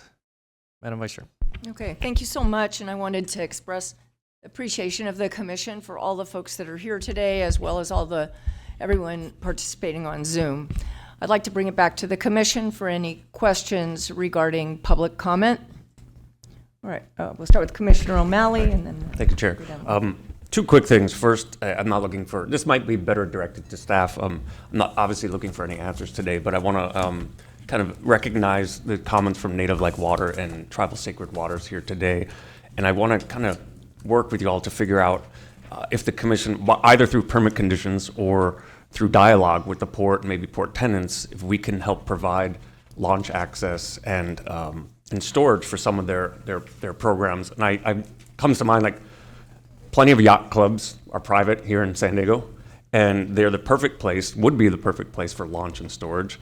And I wonder if there's a way we can help facilitate that, for their programs. And then I'll just leave it at that, and hopefully we continue to talk. The other thing, I want to appreciate the comments, and I think our votes on Long Beach and SeaWorld the last couple of months have been a good start, but the folks talking about over-the-water fireworks, and I just say I'm going to put myself in the camp that I absolutely agree that each one should have a CDP and that we should be looking to phase out over-the-water fireworks in the future. So thank you. Appreciate it. Thanks, Commissioner. Commissioner Kelly? Thank you, Chair. I had a question regarding the Santa Fe Drive comments regarding Encinitas, and I'm curious. I saw the improvements for the LID stormwater retention basins, and I know, we've been promoting the increased use of those types of stormwater basins, and it sounds as though they're going to be being removed, as well as some protections for cyclists. And so I'm just curious, where does this fall within potential jurisdiction of the commission, and or anything that may be coming before us, or any information you may have on that item? Yeah, Commission's definitely supportive, obviously, of the stormwater improvements and multimodal and active transportation opportunities. This case we're looking into more carefully, and Mr. Schwing has some additional details. Thank you. So the Santa Fe project, that is located in the city of Encinitas LCP jurisdiction. So it is an action that the city will need to take. At this point, we understand they're still working through the exact process they're going to use in terms of whether it's going to be a CDP amendment or some kind of exemption. But in either case, this is a public works project, and it would qualify as a major public works project. So it would be the action, whatever the city takes, would be appealable to the commission. And since this is, I think, the first time we're hearing about concerns and some of the, I would say, moving in the wrong direction in terms of public access improvements for multimodal, but obviously I'm sure they're not doing it for no reason. Do you have any sense of what the timing is on that project, or where it's, and I know this is coming out of the blue, so I apologize, but if we were to learn more about it and maybe get a future update, or if staff can follow up, just so we have a sense of what's going on? Yes, we're definitely keeping an eye on it. I don't think we have a time frame at this point, but it's certainly something that the city's been focused on, so I'm expecting some kind of action soon. Okay, great. Thank you so much. Commissioner Nodoff. Yeah, thank you. I associate myself with comments of previous commissioners who spoke here, but there was a couple other things. We heard about a couple items that I think are enforcement issues, enforcement of existing CDP conditions. One was with the rail and in Del Rey, and requiring access to the beach there. And then also at San Onofre, it sounds like we have existing permit conditions that are not being fully complied with. So we just had a question there on enforcement and what staff's doing looking at those. Thank you, Commissioner Nodoff. I'll start with Del Mar and have some comments. Just wanted to thank for the members of the public for showing up today and for providing the letter that we received as well and have reviewed. And kind of sharing their concerns with the Del Mar Bluffs project and sharing their support for the public access improvements there. As just a brief background for those commissioners that may not have been on the commission at the time we reviewed that project, when the commission approved the Del Mar Bluffs 5 project back in 2022, it required Sandag to offset the loss of beach area and access in three main ways. One was enhancement of this lateral north-south trail at the top of the bluffs. There's an existing trail there, and so the commission required it to be enhanced and extended. The second was establishment of a vertical access way from the top of the bluffs down to the beach. There are existing, kind of informal trails, and the commission's desire was to have something more formalized and accessible for the public. And then the third component was a safe crossing for the rail line, either an overcrossing or an undercrossing. So to prepare to implement these projects, Sandag's been carrying out a variety of studies and public outreach efforts for the past several years. These are complicated projects. It's a constrained area, and there's a lot of strong feelings about what's done where, as one can imagine. And so they've been taking this very kind of deliberate and approach to soliciting public feedback and proceeding cautiously. The intent of the work they've been doing is to help locate where the access improvements would be located, and then trying to find consensus among the city, North County Transit District, and the commission and the other regulatory agencies, and then obviously considering costs, resource impacts, maintenance challenges, and then community preferences.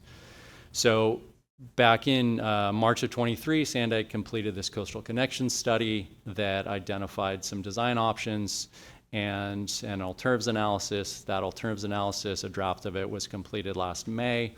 And we've been working really closely with Sandag and providing input all along the way as they've been developing those studies. These are complex projects, and there still are some challenges that need to be resolved. We have an extended meeting with a variety of agency staff scheduled for later this month to really kind of dive into some of those details. And the goal of that is really to try to make sure that we're on that timeline that the commission established, which is, I think, start work. We heard it from the comment this morning. Start work in 27, complete work in 29, and to make sure that we're on track for that.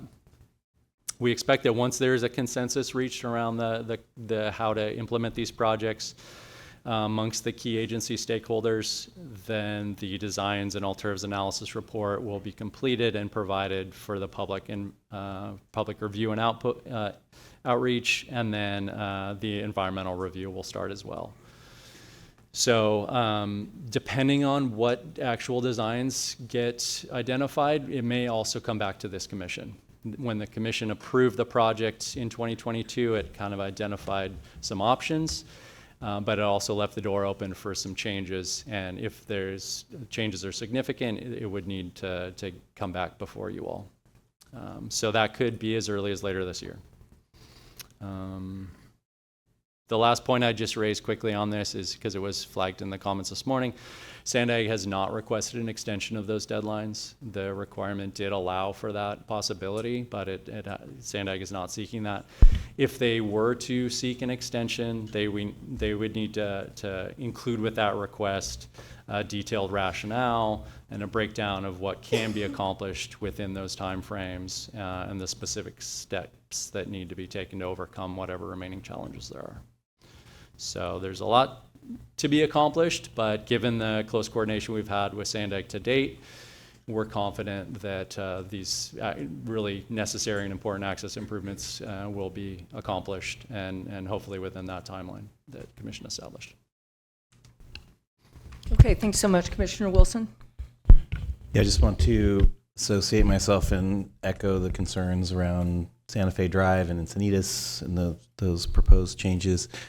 But I also wanted to just mention that and thank the city of San Diego for having us. I want to just because usually I have these comments at the end of the meeting, but I just want to say got in late last night, was able to go out, and I just coming from the other end of the state, I want to say that this is a great hometown city, and I want to mention that it was vibrant, diverse, interesting. The food was great, and I look forward to being here for the rest of the week. I just want to say that every time I come to San Diego, amazing. So thank you, San Diego, for having us.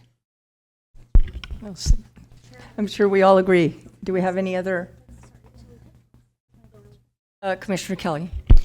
Thank you. I want to just echo those comments. And when I got in late last night, looking across the street, and then this morning, seeing where we are right on the waterfront. And as a Northern California commissioner, we have a very different experience with the waterfront.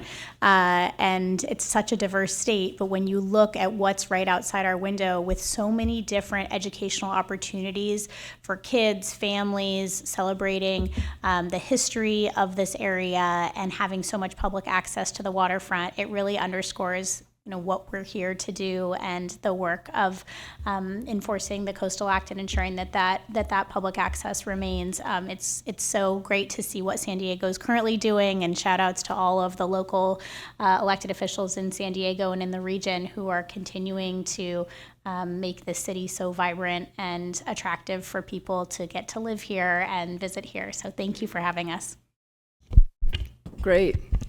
Are there any other comments? I have a couple. With regard to the Sandag issue, my concern is that it sounds to me like most of the construction has been completed based on what the public comment was. Is that accurate, Cassidy? I think it's well along. That Del Mar Bluffs 5 project was a pretty massive project, and there are still components that are being actively worked on today, but it's nearing completion as I understand it. I'm happy to get more details about where we are on that timeline for you. Yeah, what I was thinking is I think it would be really, and I don't know if Sandag is already doing this, but on their website, it's so often the case that public access gets sort of pushed behind, and it's very concerning to the public because obviously that's one of their top priorities for all the folks living there, that their beach access has been cut off, and you have to basically go into town, I guess, and go around to get to the beach now. I'm not positive about that. But in any event, maybe you could ask Sandag, or potentially we could have more information available either on their website or ours, and the timing of when people can expect to get their public access to the beach returned as a result of that construction. Yeah, great suggestion. We unfortunately we're talking to them later this month, so we'll definitely raise that and do what we can to make that happen. Okay, that'd be great. And on the Santa Fe Drive, I'm not even clear on what's going on there or why such an extensive public works project would be reversed. It's confusing, and it sounds like a lot of commissioners are concerned about it. So it would be great to follow up with some kind of update, I guess, at our next meeting. I assume we're going to have continued public comment on it. Mr. Schwing, I don't know, but it seems very like an odd project. So what you're saying is it would have to be appealed to the commission, appeal from the LCP amendment, which they're going to be required to do the project? Yeah, the city will need to take an action since this is a certified jurisdiction. And as I said before, it could be CDP amendment, it could be an exemption. We're not sure what route they're planning to take yet. Or an LCP amendment, did you? No, not an LCP amendment. amendment. A CDP amendment. Yeah. And that action would be appealable to us. Huh, okay. Well, I think there's a lot of concern about it. It seems like a very odd decision to just take out all of that extensive bike lanes and all of the other infrastructure. So I'm looking forward to following up. And then with regard to fireworks, I just want to align myself with the comments made by Commissioner O'Malley and with the members of the public. And, we did take a strong action in Long Beach. To say there hasn't been a lot of pushback against the commission would be a complete understatement. It's been really dramatic. So continued public support on this issue and, trying to lay out why fireworks can be so damaging in these areas, particularly protected areas. I think it's really important for people to continue, not just to say we don't like fireworks, but what the underlying biological impacts are to these ecosystems in these areas. So I wanted to express my appreciation on that. All right. Sure, Commissioner Moreno. Good morning, Vivian Moreno here, City of San Diego Council member. Welcome. I'd like to welcome everybody to the City of San Diego, and also a Sandag board member, so happy to follow up with the commission on some of the issues that were brought up in the neighboring cities. But welcome, and if you guys want any recommendations, I'm happy to give them. So thank you, guys. Yeah, it's just such a beautiful place. I have to say, I went to Torrey Pines and Balboa Park because I got here early yesterday, and the It was just incredible, and wanted to thank Commissioner O'Malley, who was my tour guide. In any event, we're going to move forward now with the Executive Director's Report, item 6A. Our Executive Director is taking a very well-earned break, and we will be hearing from, I guess, Interim Director Cavallari. Thank you, Vice Chair Hart, and good morning, Commissioners. So yes, I will be providing Director Huckelbridge's Executive Director's Report for June. As always, the published report can be found on the Commission's website, but I'll spend a few minutes going over several of the items. We do have one additional item that isn't in the printed report, but it will be in next month's report, and I'll start with that. We wanted to report that on May 28th, Director Huckelbridge signed a memorandum of understanding with the City of Santa Monica that formalizes a process for the Commission and the City to complete the city's LCP by the end of 2027. The MOU establishes a set of shared principles intended to guide efficient collaboration between Commission and City staff, as well as specific timelines for developing and reviewing the LCP policy language. Mr. Drake will provide some additional detail during the legislative report. We appreciate the city's partnership in reaching this agreement, and we look forward to continued close collaboration with them in the months to come. So moving on, the California Multi-Agency Monarch and Pollinator Collaborative, which is a staff working group composed of 13 state and federal agencies, including the Commission, has published a report on conservation priorities for the western monarch butterfly in California. The report marks a significant effort to address threats to the western monarch butterfly, whose population has declined catastrophically in recent years. The Commission's representative, staff ecologist Dr. Rachel Pouch, helped to highlight the use of Coastal Act ESHA protections and local coastal programs to preserve monarch overwintering habitat. This habitat is often considered iconic along our coast, characterized by groves of trees where the butterflies cluster within canopies and spend their winter.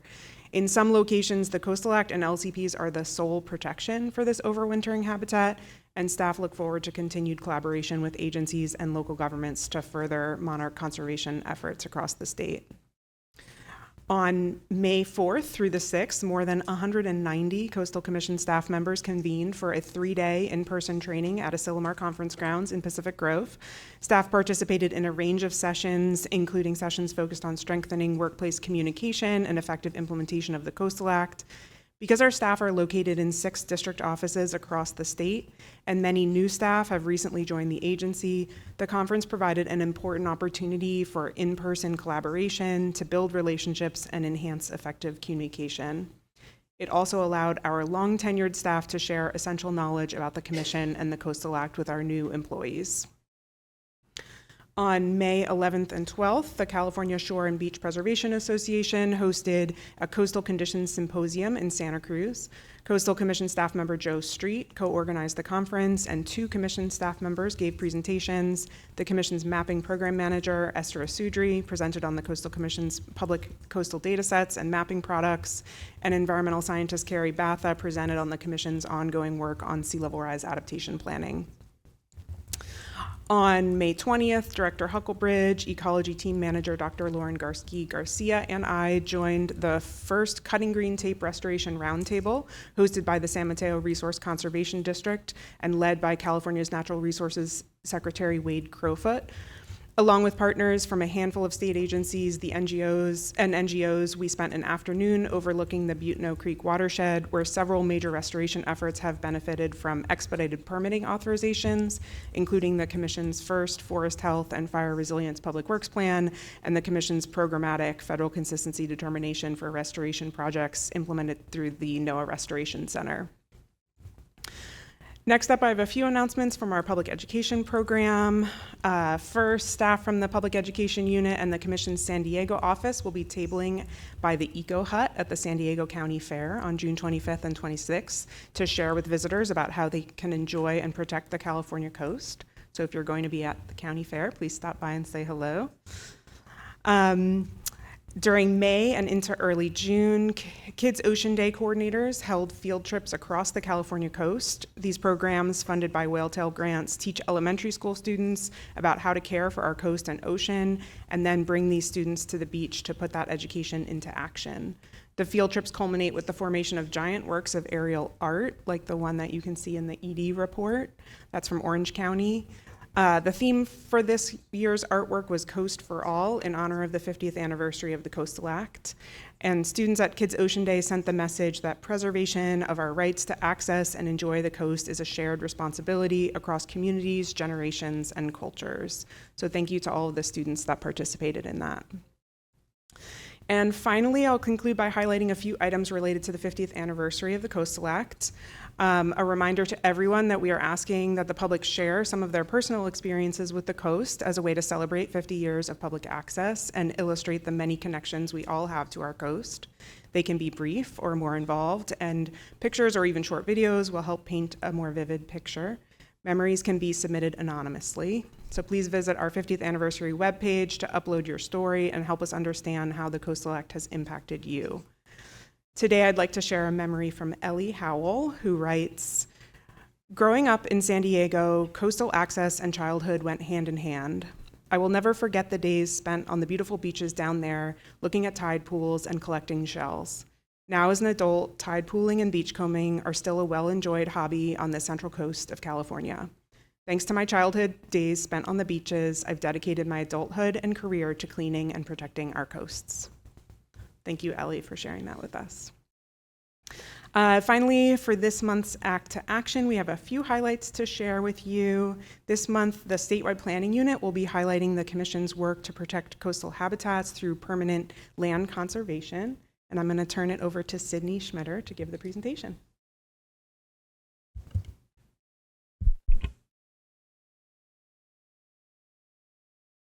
Thanks. I'll just wait for the slides to pop up.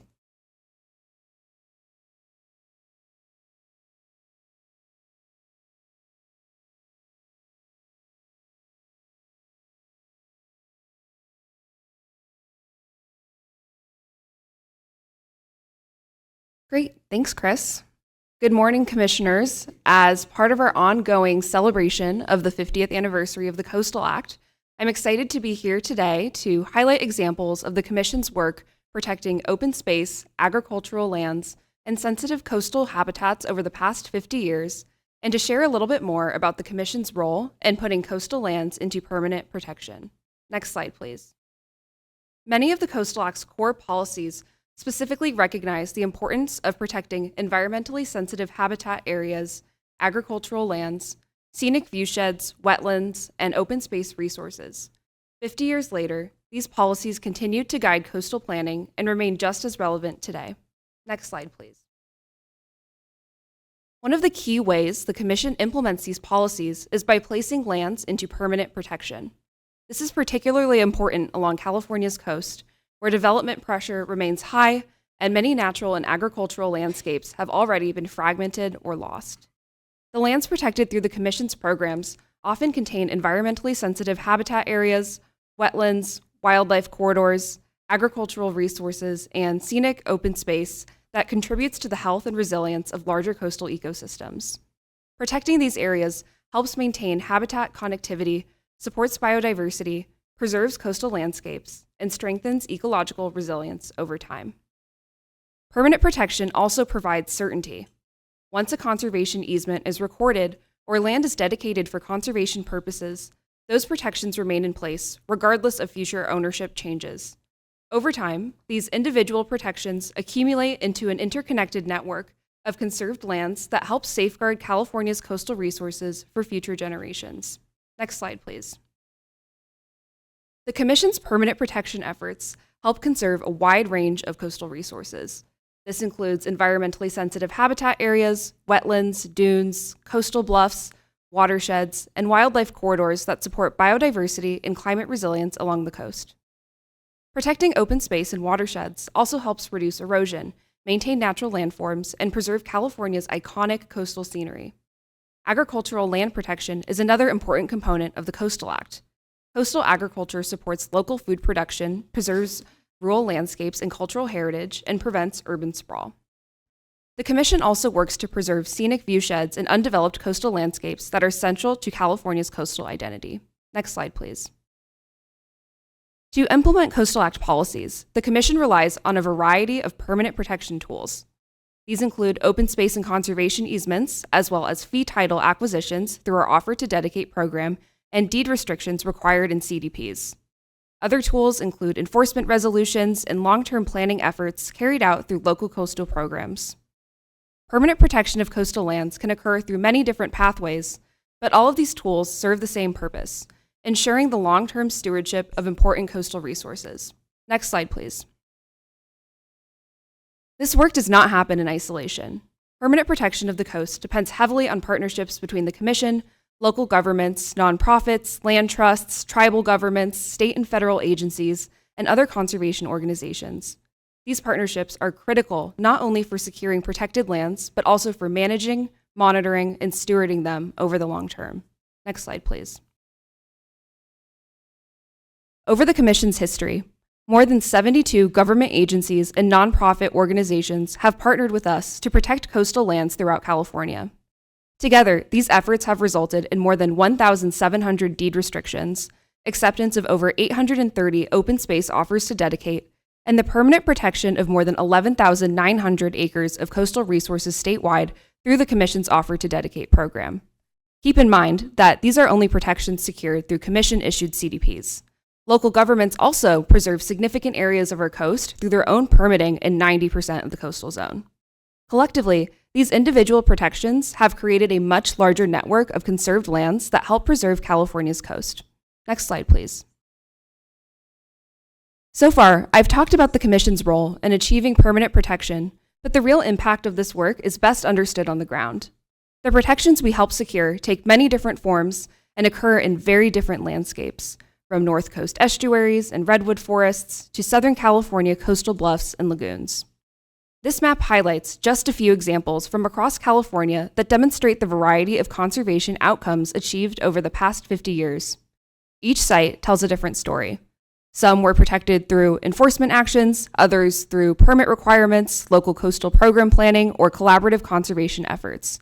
As we travel from the North Coast to Southern California, you'll see how the Commission has used a variety of tools to protect sensitive habitats, preserve open space, and secure permanent conservation outcomes. Next slide, please. Let's begin our road trip in California's North Coast at Reservation Ranch near the Smith River Estuary, one of the most ecologically important coastal watersheds in the state.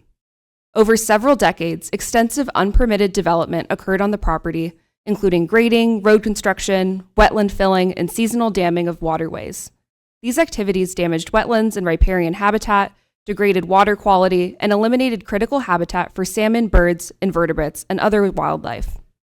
Reservation Ranch also sits within an area central to the Tooele Dee Nation and Elk Valley Rancheria since time immemorial, and these impacts directly affected culturally important species, waterways, and gathering areas. Through an enforcement resolution, the Commission worked to address these violations while also securing a long-term conservation outcome. As part of the Commission's consent order, the property owner agreed to, among many other environmentally beneficial actions, permanently protect 31 acres of ecologically and culturally significant land through both land dedications and recordation of conservation easements. The protected lands include riverfront forest, wetlands, native redwood and spruce habitat, creek mouths that function as wildlife corridors, and coastal bluff-top habitat overlooking the Pacific Ocean. These areas are now protected through land dedications and conservation easements that prohibit future development and ensure the habitat remains protected in perpetuity. Reservation Ranch illustrates how the Commission's enforcement program can do more than just correct past violations. It can also create lasting conservation benefits that also protect coastal resources. Next slide, please. Continuing our trip down the coast, let's stop at Hearst Ranch on the Central Coast. This example highlights both the scale of some conservation outcomes and the role Commission decisions play in shaping them. At roughly 82,000 acres, Hearst Ranch is one of the largest privately owned coastal properties in California. The ranch includes 18 miles of coastline, extensive sensitive habitat, scenic landscapes, and working agricultural lands that have remained in production for generations. For decades, this property was the focus of major development proposals, including large resorts, golf courses, an airport, and even a yacht harbor.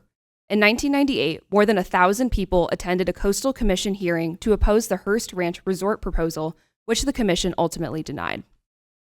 While that denial itself did not permanently protect the ranch, it helped create the conditions for a different outcome. After years of negotiations, the state reached a landmark conservation agreement in 2005. As part of the deal, 1,500 acres on the coastal side of Highway 1 were transferred to state parks and Caltrans. At the same time, the State Coastal Conservancy and the Wildlife Conservation Board funded an 80,000-acre conservation easement that protects habitat, preserves sweeping coastal views, limits future development, and keeps the land in agricultural production. Today, the easement permanently protects one of California's most significant working landscapes and remains one of the largest conservation achievements on the California coast. Next slide, please. Hearst Ranch demonstrates how Commission actions can contribute to conservation on an enormous scale. But much of the Commission's day-to-day permanent protection work looks very different. Many of the places protected through the Commission's regulatory program are not thousands of acres in size. Instead, they are small parcels that contain a critical habitat feature, wildlife corridor, wetland, or other sensitive coastal resource. This example from Los Osos illustrates that point. As part of a CDP for a single-family home, the Commission required the dedication of a 0.21-acre conservation easement through its Offer to Dedicate program. Although small in size, the protected area contains environmentally sensitive maritime chaparral habitat occupied by the Moro shoulderband snail, a rare species found only within a small portion of San Luis Obispo County. Because the species has such a limited range, even small habitat losses can have significant consequences for its long-term survival. This example reminds us that conservation value is not measured solely in acres. In this case, protecting less than a quarter acre helped secure habitat for a species found nowhere else in the world. Next slide, please. Now, let's look at a different type of conservation success, one that highlights how local coastal program provisions and long-term planning can guide development and conserve land across an entire landscape. The Santa Monica Mountains provide a good example. Long before the Coastal Act, large portions of the mountains had been subdivided into thousands of small lots with little regard for steep terrain, sensitive habitats, natural drainage patterns, or wildfire risk. Many of these lots could technically be developed, but doing so would require extensive grading, vegetation removal, and infrastructure. As development pressure increased, it became clear that creating additional subdivisions made little sense when so many existing lots were already constrained. Through permit conditions, the Commission developed what became the Transfer of Development Credit, or TDC program. Under this approach, property owners seeking to subdivide or intensify development were required to retire existing subdivision lots, also known as donor lots, through the Commission's Offer to Dedicate program, placing them into permanent protection. This shifted development towards more suitable locations while also reducing pressure on steep, fire-prone, and ecologically sensitive lands. The Commission also adopted grading and slope area development limits that tied allowable development intensity to site conditions, further encouraging growth in appropriate locations while protecting habitat and open space. These policies were eventually formalized in the Malibu and Santa Monica Mountains local coastal programs, transforming them from permit conditions into long-term planning frameworks. This example shows how thoughtful planning provisions can guide development, protect habitat, and conserve open space at a landscape scale. To date, the TDC program today has protected over 500 lots. Next slide, please. We've finally reached the end of our road trip in San Diego. I wanted to conclude with an example that highlights how the Commission often protects important landscapes one piece at a time. At Botaquitos Lagoon in Carlsbad, 6 different permits issued across several decades included conditions requiring offers to dedicate open space and habitat areas. Next slide, please. These protected areas ranged from just 1 acre to nearly 60 acres. Individually, many of these dedications may not seem especially significant, but when you look at them together, however, they tell a different story. Those 6 permits have protected more than 113 acres of the lagoon, creating a connected network of conserved habitat that supports the health of the lagoon ecosystem and protects valuable southern maritime chaparral habitat. In many ways, this example reflects the majority of the Commission's day-to-day permanent protection work. Conservation is not always achieved through a single large acquisition or landmark project. More often, it happens incrementally through hundreds of individual permit decisions that each protect a small but important piece of California's coast. Over time, those pieces add up to something much larger than any one project alone. Next slide, please. Over the past 50 years, California has made remarkable progress in protecting its coastline. Through permanent protection tools, long-term planning, and strong partnerships, The Commission and its many collaborators have helped conserve thousands of acres of open space, agricultural lands, wetlands, and sensitive coastal habitats throughout the state. The stories we looked at today range from a fraction of an acre of habitat to protect a rare snail to one of the largest conservation easements on the California coast. Together, they illustrate an important lesson. Lasting conservation is built through thousands of decisions, large and small, that collectively shapes a more resilient future for the California coast. Thank you. Thank you so much, Sydney. And now we have our public access spotlight. This month, we are highlighting the public access way at Whispering Sands Beach in the La Jolla area of the city of San Diego. And I'm going to turn it over to Linda and Rosie for the spotlight.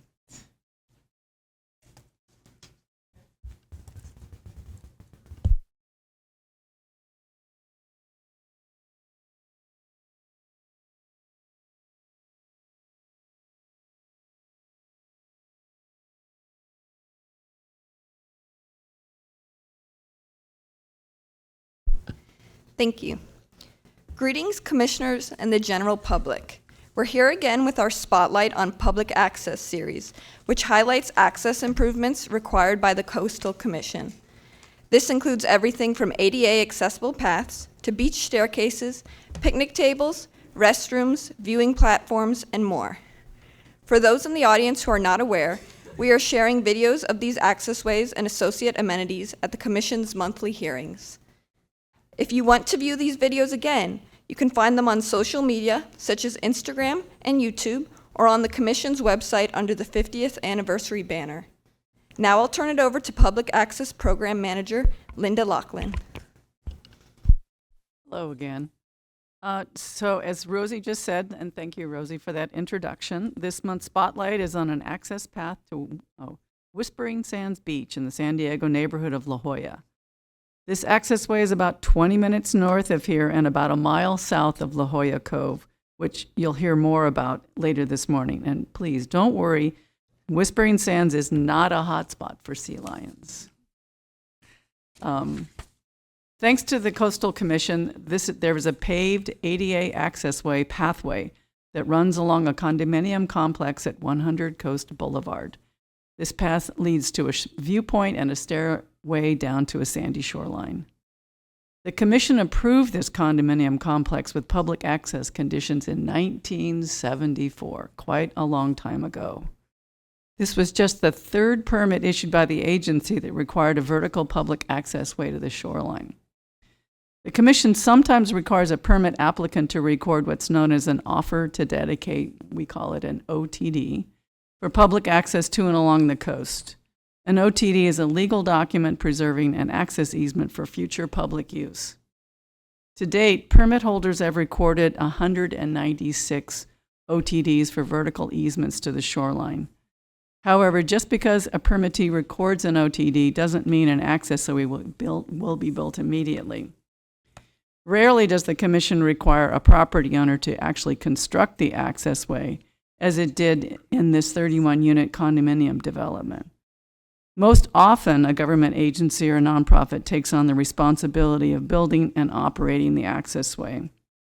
So far, of these 196 OTDs, about 120 public accessways have been opened. Commission staff continue to explore options for turning the remaining OTDs in actual accessways. However, many of these easements face difficulties, including being located on very steep cliffs or in an area that does not yet connect to public land. Another obstacle to opening and maintaining a public access easement is private encroachments. Landowners occasionally install fences or tamper with signage that block or discourage access. Our enforcement unit works to address these cases. For example, this Whispering Sands accessway was subject to an enforcement action several years back when staff discovered that the public access signage had been removed. As you'll see in the upcoming video, these signs have been reinstalled and they direct the public to the walkway and beach. So next up, Chris, please roll the videos.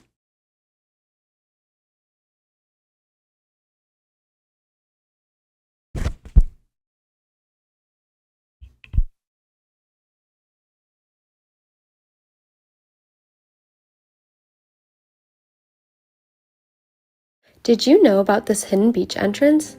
Just north of Marine Street Beach, this little-known pathway leads to Whispering Sands Beach.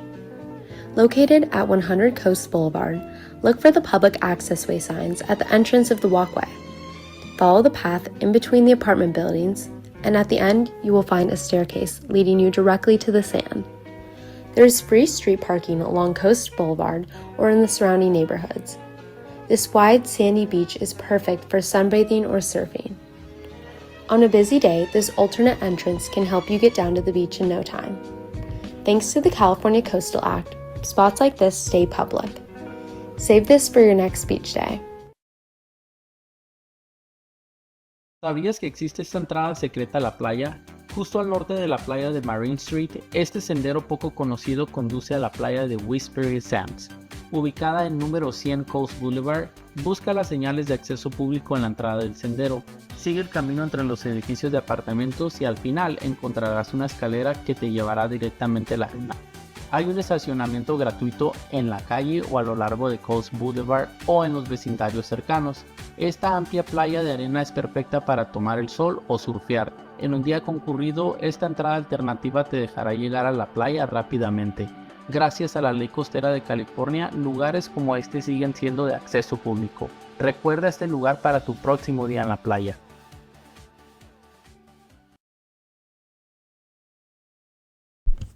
Thank you so much, Linda and Rosie. Great. So that concludes the Executive Director's report, and I'm happy to answer any questions you might have. Great, thanks so much. I just want to make a quick comment. I love Sydney's presentation, but I think that Commissioner Kelly and I would say they're amazing projects in Sonoma County too. Probably in all of our counties.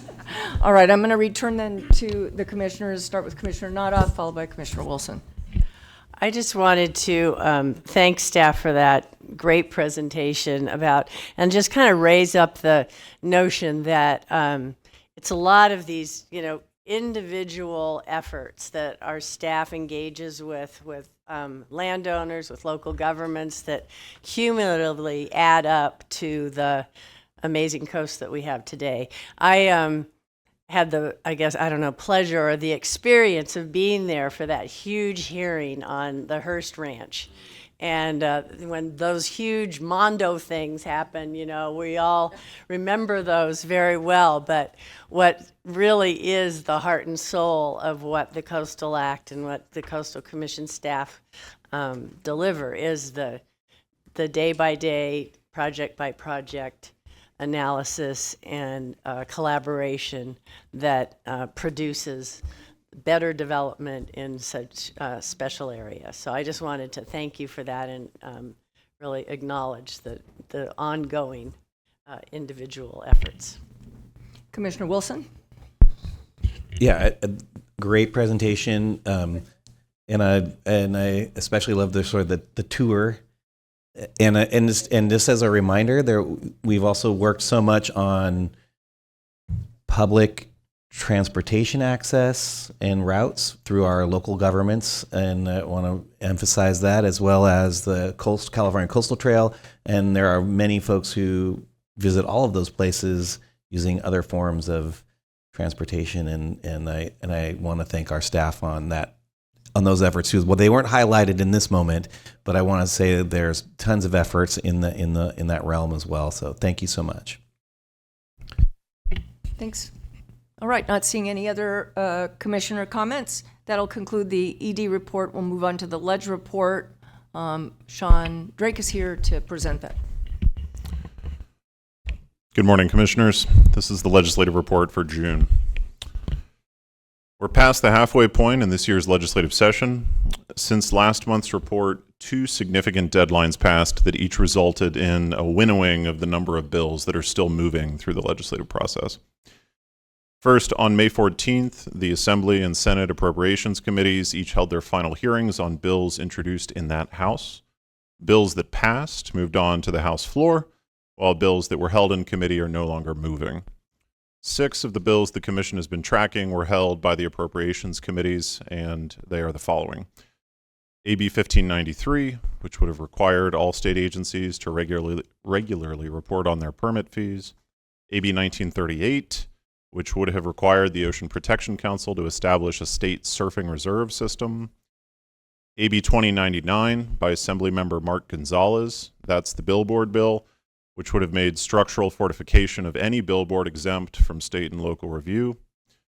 AB 2366, which would have made changes to how state agencies develop major regulations.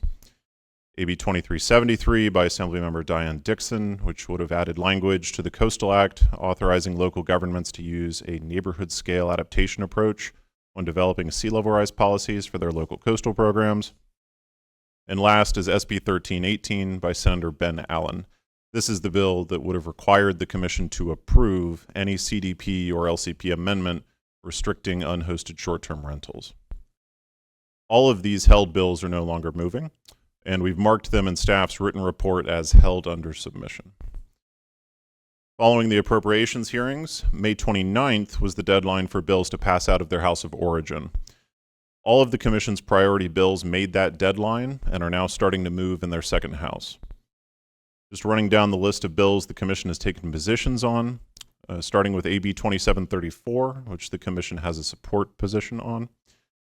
That's the bill that would allocate a greater proportion of whaletail license plate revenues to the Commission's whaletail grant program and the Coastal Conservancy's Explore the Coast grant program. Last month, the bill passed off the Assembly floor with bipartisan support and moved over to the Senate, where it will be heard next in the Natural Resources and Water Committee. SB 963, which the Commission also supports, passed out of its first House with bipartisan support and is now in the Assembly.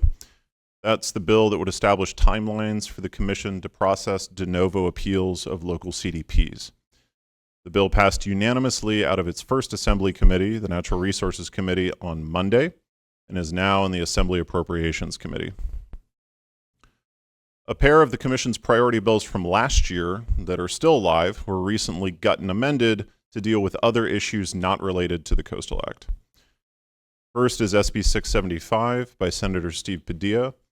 You may recall that's the bill that would have limited the Commission's review and process for the proposed Seaport San Diego project, though the author ultimately parked the bill last July after the Commission and the developer of the Seaport San Diego project entered into an MOU that commits both parties to certain timelines for submitting, reviewing, and acting on project-related documents. Last week, Senator Padilla amended the bill to remove the previous language entirely, and instead, the bill now makes statutory changes related to the Imperial County Air Pollution Control District. Similarly, SB 741 by Senator Blakespear from last year, which would have made amendments to the Coastal Act related to the Lausanne Rail Corridor, was amended on Monday to instead address the state's low-carbon transit program. Since these two bills no longer affect the Commission, we'll be removing them from the written ledge report. Last, there are several updates related to AB 1740 by Assemblymember Rick Zabur. This is the bill that would create Coastal Act exemptions in the city of Santa Monica for a broad universe of projects, including multifamily and mixed-use development, building expansions, bicycle, pedestrian, and transit projects, changes or elimination of public parking, special events, and other things. In May, the Commission voted to oppose the bill unless it was amended to remove all of the proposed Coastal Act exemptions. At that time, you'll recall the Commission observed that the best way for the city of Santa Monica, one of the sponsors of the bill, to gain more agency over development decisions in its coastal zone is to complete its local coastal program. On May 22nd, the bill was amended to require the city to complete its LCP, but also maintained a number of the proposed Coastal Act exemptions that were in the bill. Specifically, this current version of AB 1740 would do the following.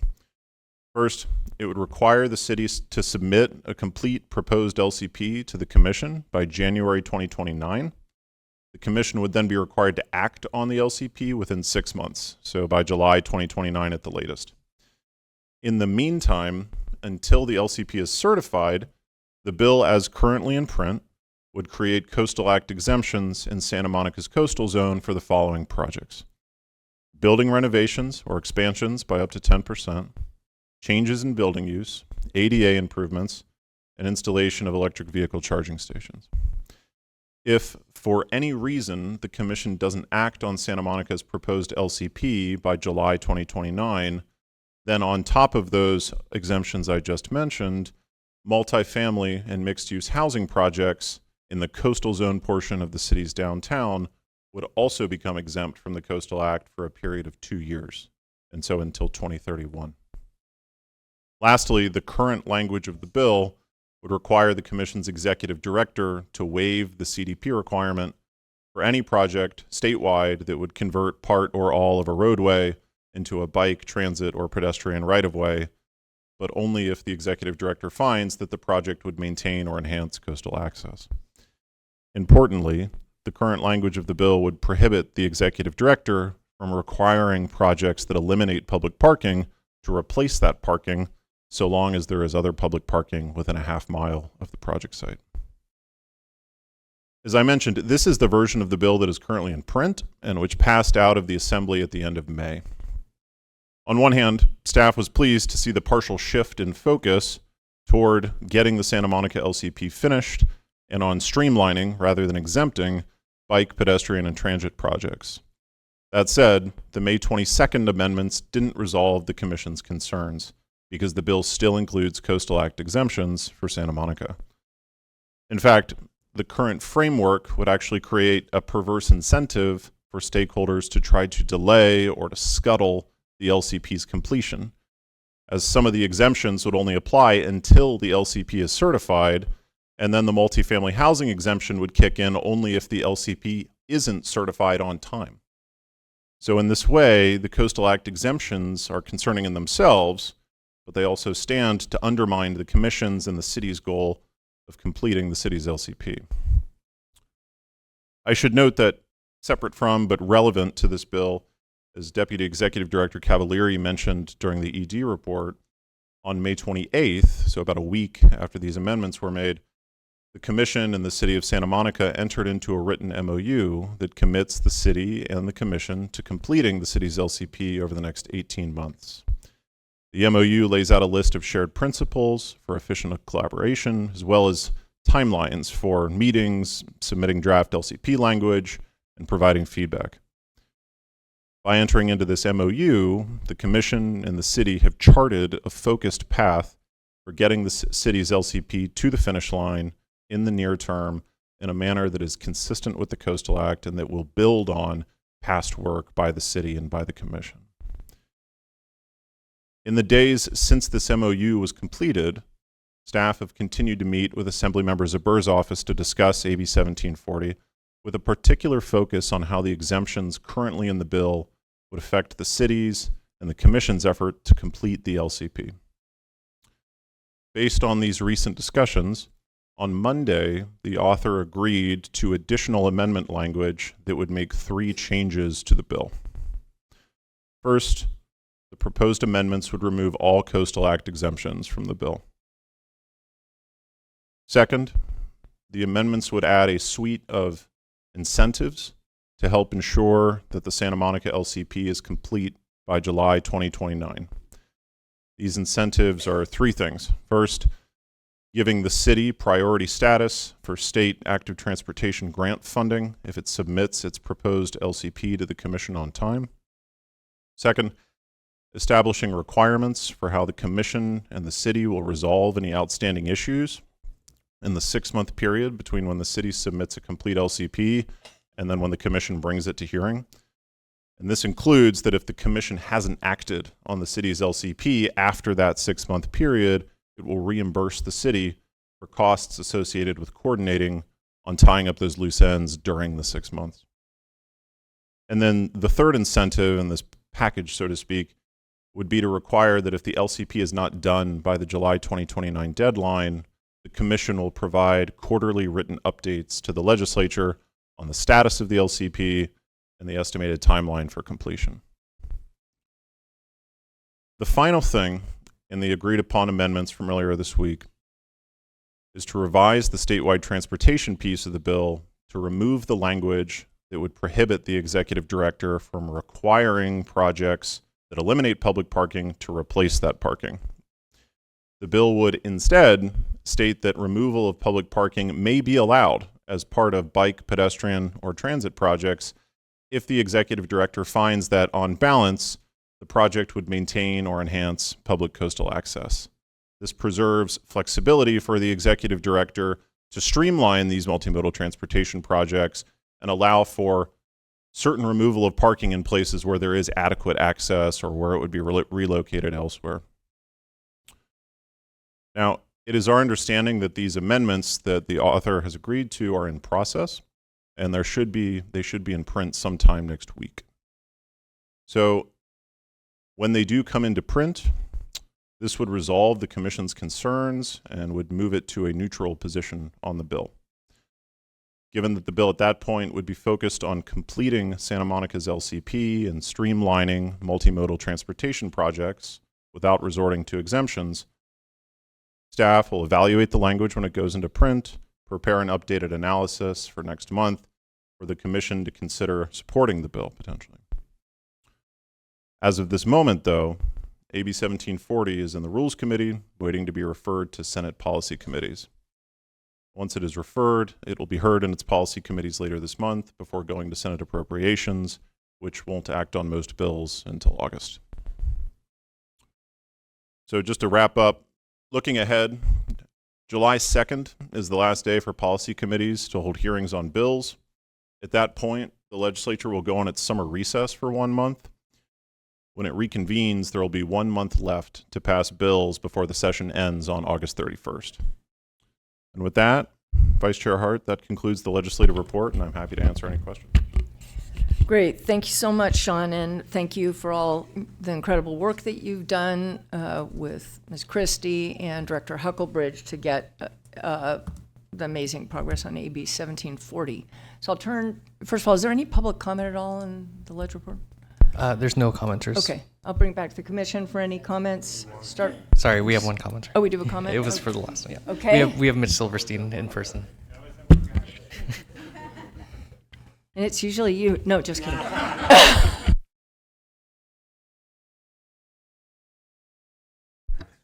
Ouch. Good morning. Yeah, I know. Going south. Good morning, Vice Chair Hart and Commissioners. Mitch Silverstein, California Senior Policy Coordinator for Surfrider Foundation. Welcome to San Diego. Surfrider, the California Coastal Protection Network, and many other coastal advocates continue to oppose AB 1740 unless amended with all Coastal Act exemptions removed. Period. We've also mobilized locally before the Santa Monica City Council, urging them to withdraw their support of this bill, especially now that they've signed an MOU with the Commission to certify their LCP by December 2027.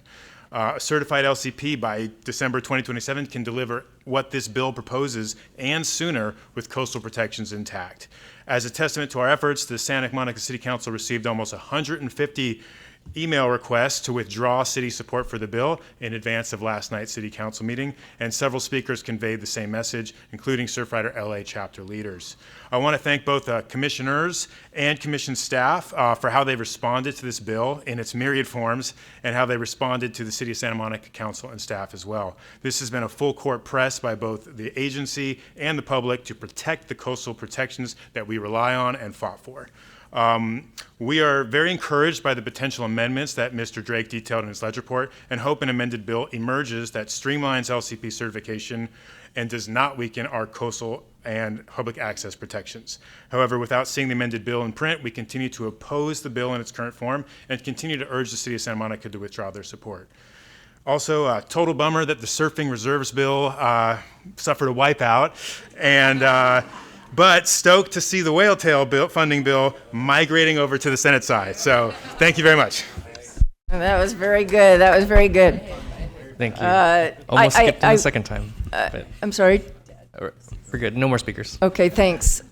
I just want to say that the participation of Surfrider, as well as all of the other members of the public and groups that engage on these legislation ends up making for better legislation, and I think that everyone involved in including it sounds like the author is really appreciative of everything that everyone is doing, so thank you so much for that. I'd like to turn to the commission. I saw Commissioner Nodoff and then Commissioner Wilson and then Commissioner Jackson.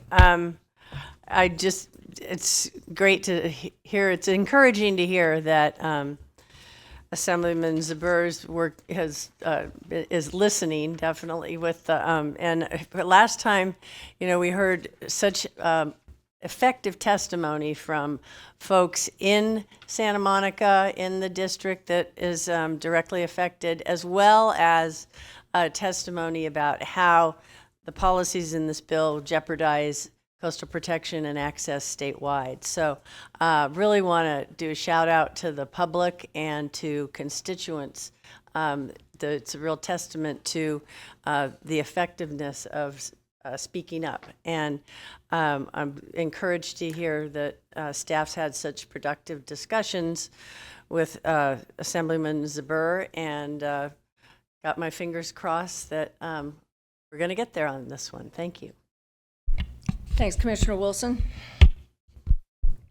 First, I just have a question, and I apologize for not getting to you sooner, Sean. Does SB 681, what's the status of that? Did you mention that, which is the housing bill? Yes, thank you for the question, Commissioner Wilson. So as you know, it's a 2-year bill. It was introduced last year. It was ultimately parked. The author did not advance it, but it's still alive, so to speak. This year, we have not seen any signs of movement in the form of new referrals to the bill or amendments.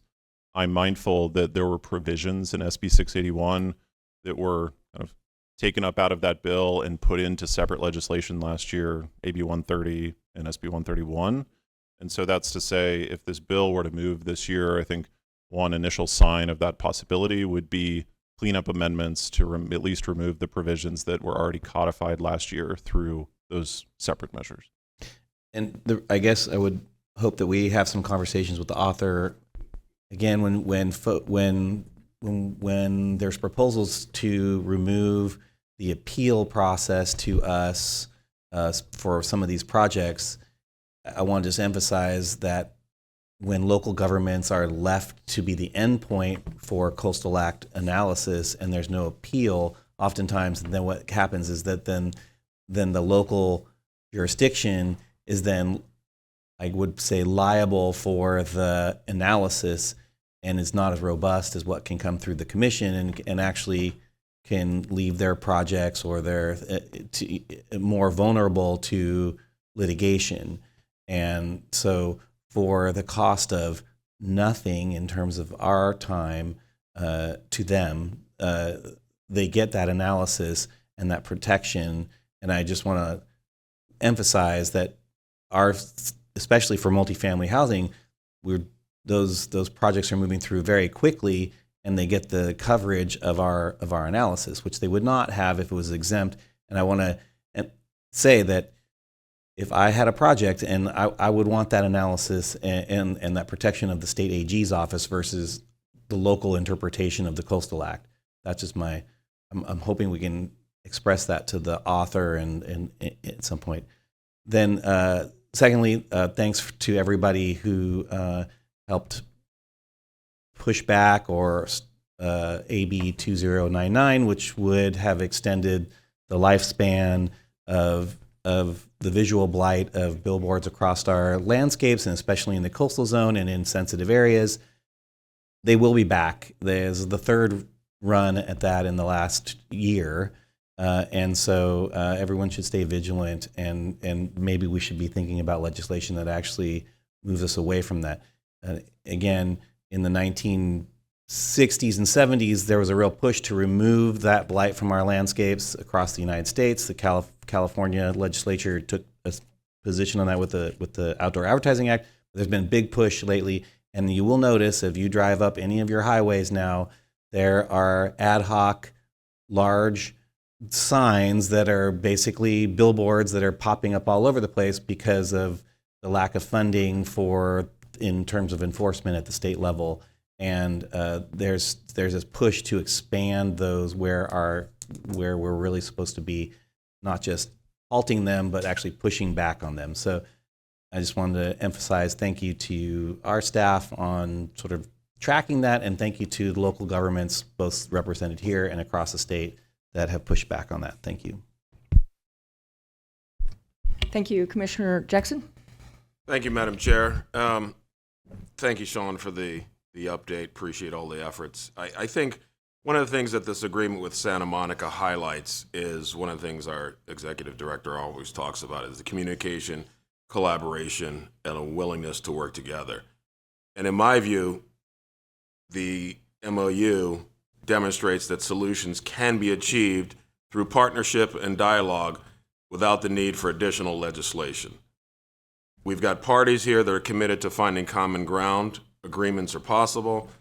Local concerns can be addressed, and the goals of the Coastal Act can be advanced without creating new laws and, really importantly, unnecessary conflicts.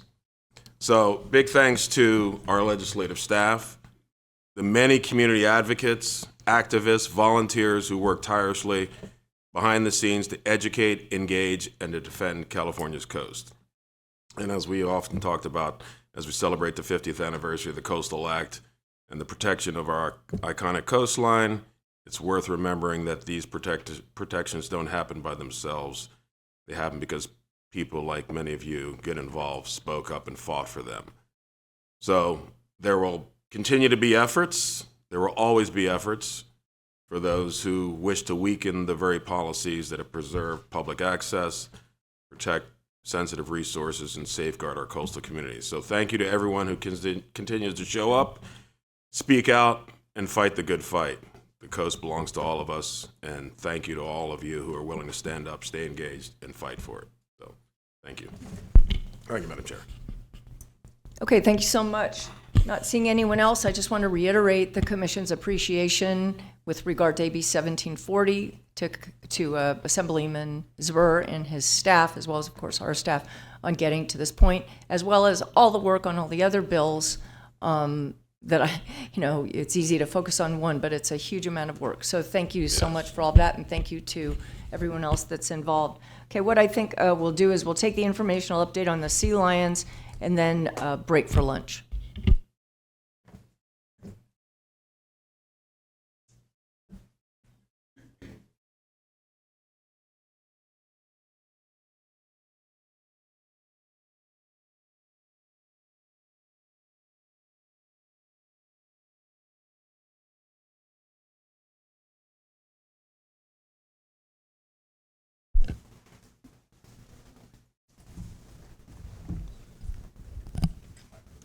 Good afternoon, Commissioners.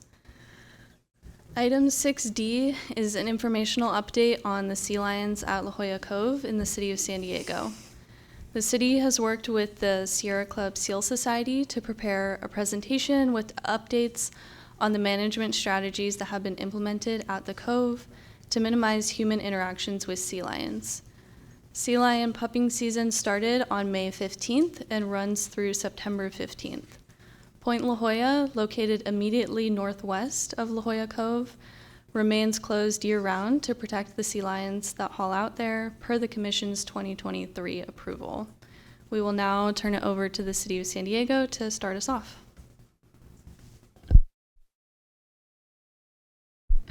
Thank you very much, and good afternoon. I'm Andy Field. I'm the Parks and Recreation Director for the City of San Diego. It's a pleasure to see you all again. We came before you about 6 months ago. Wanted to share an update with you today. Today's presentation is a collaboration between the City of San Diego and the Sierra Club Seal Society, and we want to share some of the progress that we've made through partnership, education, and active management at the Cove. Next slide. Today we'll be discussing how we are working together to balance three important objectives: marine wildlife protection, public safety, and preservation of coastal access. We'll begin with an overview of La Jolla Cove itself, then discuss visitor information and education, park ranger operations, signage, pup protection measures, tourism outreach, and finally the collaborative work underway with the Sierra Club Seal Society. Next slide.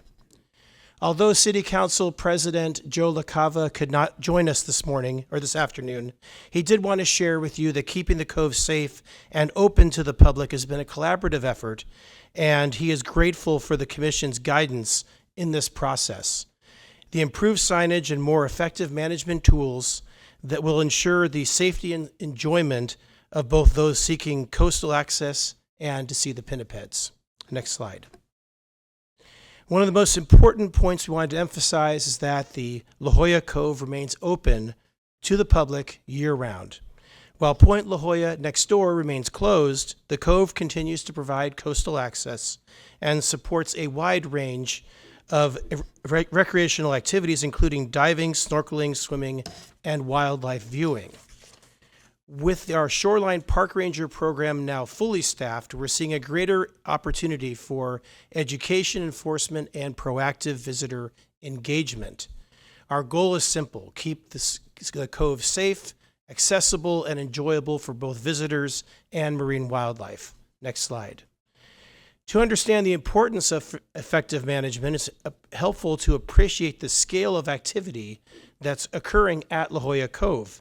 The Cove attracts more than 3 million visitors annually and is recognized around the world as one of Southern California's premier coastal destinations.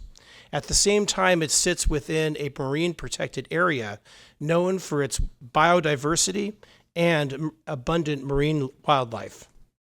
Therefore, the success of management efforts at La Jolla Cove has implications not only for local visitors, but for the millions of people who come from around the region, the state, the country, and the world to experience this unique resource. Next slide.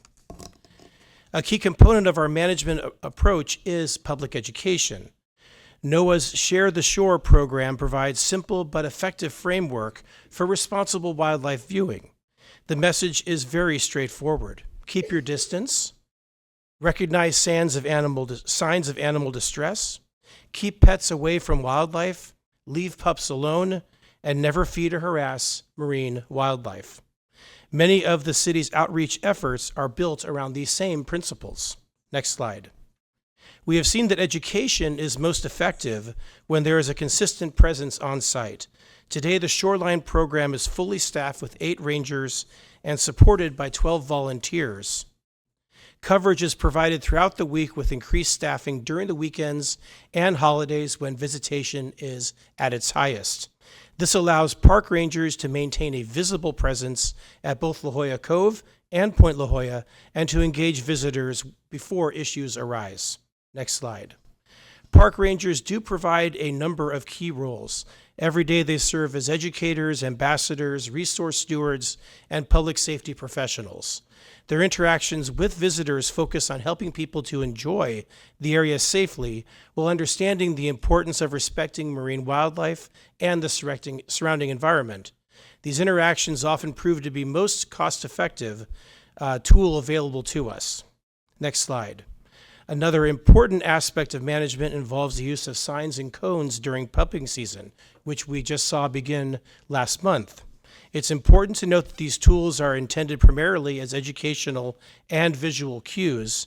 Rather than creating barriers, they are there to establish recommended viewing areas and provide a buffer between visitors and vulnerable pups. The city's preference is always to lead with education and voluntary compliance where possible. Next slide. Park rangers are responsible for the placement of these cones on the beach, as you see from this photo here. Factors such as pup location, visitor activity, crowd size, the position of the tide, and changing environmental conditions all influence these decisions. The approach is flexible and adaptive, allowing rangers to respond to circumstances while maintaining a consistent focus on public safety and wildlife protection. Next slide. Now this slide here shows the signs that we've posted at the Cove. We promised that to you at our last engagement. These are 4 feet by 6 feet in size, and they're present on existing walls and fencing. One of our goals has been to provide clear, consistent information before visitors enter sensitive wildlife areas. By setting these expectations early, visitors are better informed and are more likely to make responsible decisions throughout their visit. Next slide. As ranger staffing has increased, so has visitor engagement. Since the beginning of the year, rangers have conducted substantially more interactions with members of the public.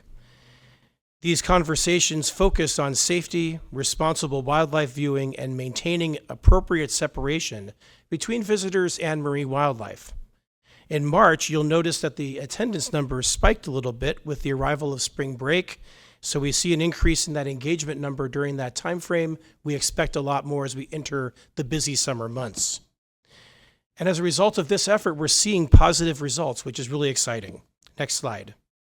Beyond the individual visitors, park rangers also work proactively with commercial tour bus operators. Given the number of visitors that arrive en masse by bus and organize tours, these partnerships are important so that we can address traffic circulation, drop-off locations, crowding concerns, and still provide needed wildlife education. The goal is to ensure visitors arrive informed and prepared before entering the cove itself. Next slide. This new signage gives rangers and tour operators a consistent platform for communicating important information.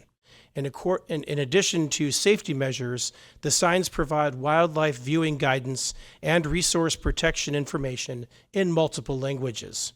This ensures visitors from around the world receive the same clear and consistent information. Next slide.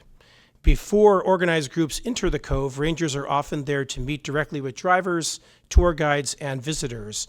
These conversations help the visitors to understand where to view the wildlife safely and responsibly while not crowding out the beach and the marine wildlife that are there. This type of proactive approach has become an important part of managing one of the region's most busy coastal destinations. And all this is possible through an exceptional partnership that we've cultivated with the Sierra Club Seal Society here in San Diego. I'd like to turn over the presentation now to Robin Davidoff, who'd like to share updates on how the Cove has improved from her perspective. Robin?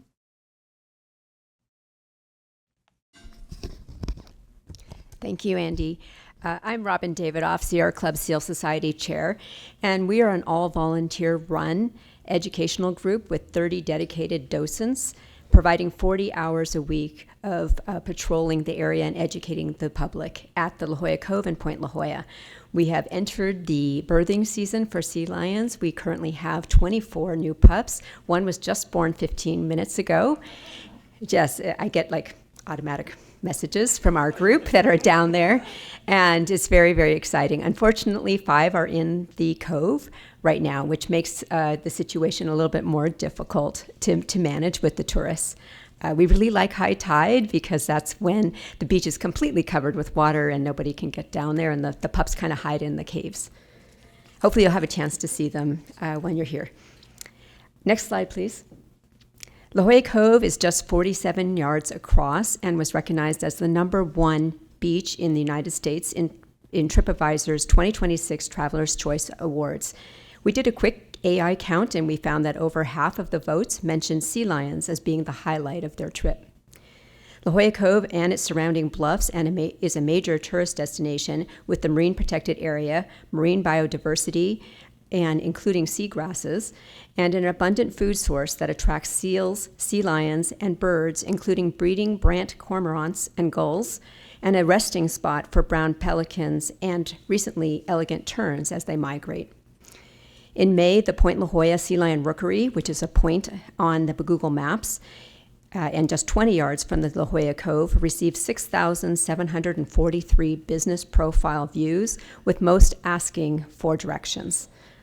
Tourism of this size requires numerous crowd management tools, and in a NOAA presentation, they quoted a statement from 2010, which read, "The problem is not how we shall manage the animals, but one of human management." The city has implemented a plan with several management tools to help manage these crowds, and it is an iterative process that provides room for changes as the city learns to manage hundreds of visitors each day and sea lions that share the shore on this small pocket beach. Next slide, please. The Seal Society has collaborated with Park and Recreation Department as well as other docent groups up and down the coast where they have seal rookeries and elephant seal rookeries to learn about management practices where visitors and pinnipeds share the shore.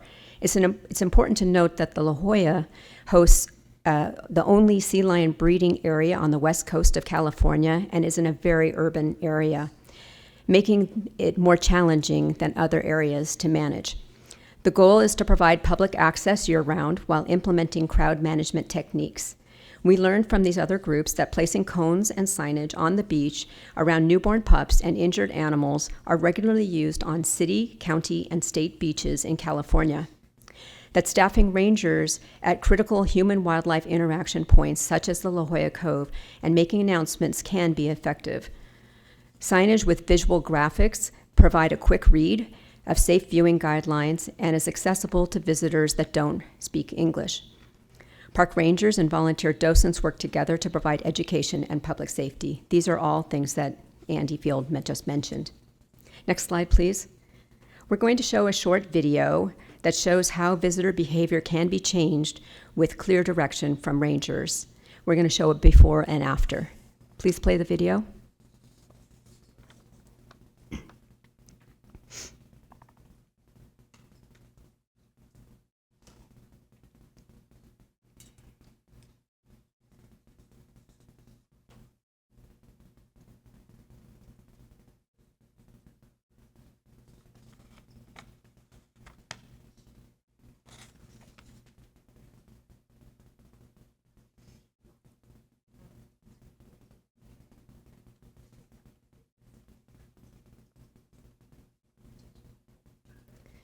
Here you can you can see a typical day at the beach. People are very close to the sea lions, taking selfies, and so on.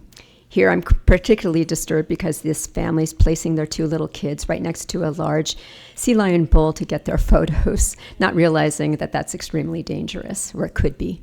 Luckily, the sea lions are fairly used to people.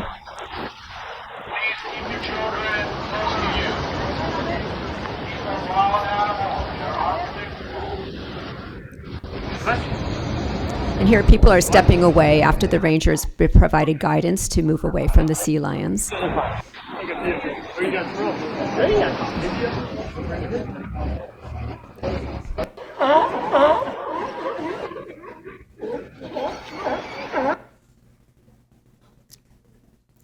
Here, most of the people have gotten up on the stairs away from the sea lions. There is one woman who put herself in a very difficult situation. Luckily, the sea lion just walked right past her.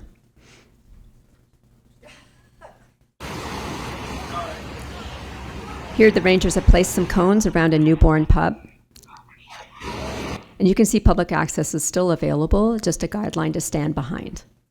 We thank the rangers for their work. Next slide, please. So you've just seen the tools the city is implementing to manage the crowds at La Jolla Cove.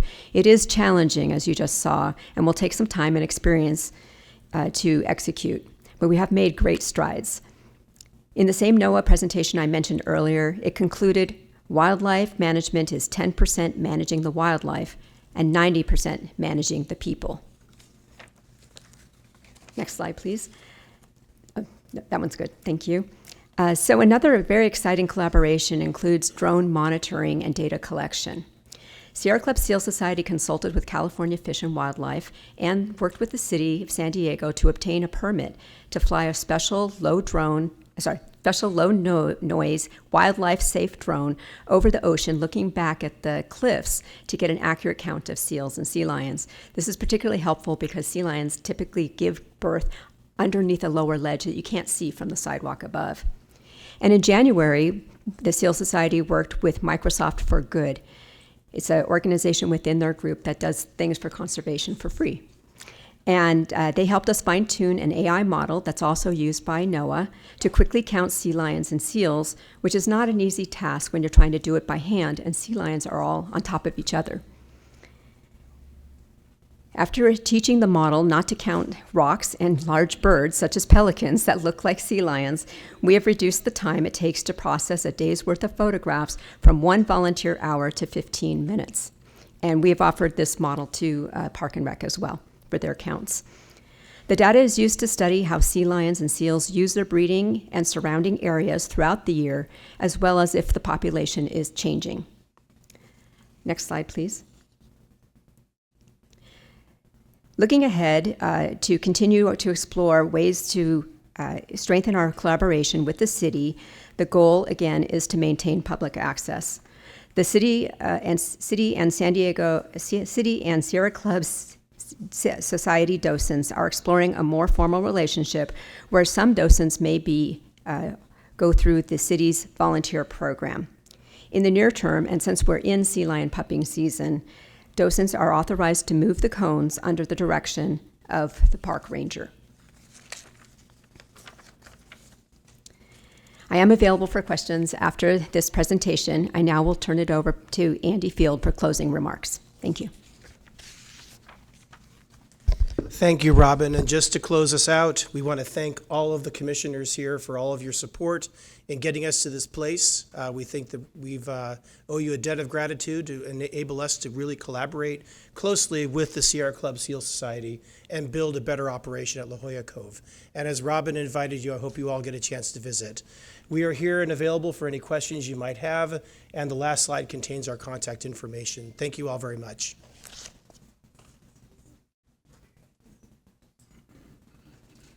Okay, does that complete the presentation? Yes, great. All right, thank you. All right, I'll open it for public comment at this time. Yes, we have 2 speakers, one in person and one on Zoom. We'll start with in person, William Robbins. Mr. Robbins, you're getting your time now. Thank you. I have a little credential. I've been in the Cove since 1959. I've been scuba diving there since 1963. I was a little kid. A lot of good things just said by Andy and Robin. I would just like to challenge everyone involved in this to go on record, public record, written record, that you have no desire to ever close La Jolla Cove, the stairs, the beach, or water access. We have to do something with the seals. My opinion is the more comfortable you make them, the more of them there'll be there, but that's his problem. But I really would like to get a pledge from the Seal Society and all their social media contacts that it's never going to be your goal to seek to close the cove, because we watched this happen at the children's pool, cones and then tape, and now it's closed. We watched it happen at La Jolla Point, now it's closed year-round. When will they be back to want to close the cove for pupping season or something? Thank you. Thank you. And our Zoom speaker is Aziz Sharif. Go ahead.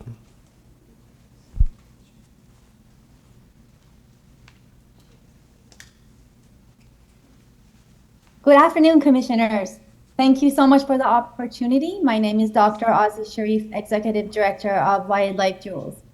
Wildlife Jewels continues monitoring the La Jolla coastline through our EYES program, documenting wildlife activity, human-wildlife interactions, site conditions, and hazards to wildlife.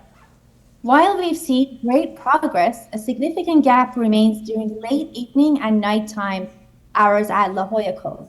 Recently, our team documented visitors disturbing a mother sea lion and her pup after hours, causing the animals to separate and flee. We continue to observe nighttime approaches, flashlights directed at wildlife boundary violations, and disturbances that flush sea lions and seabirds.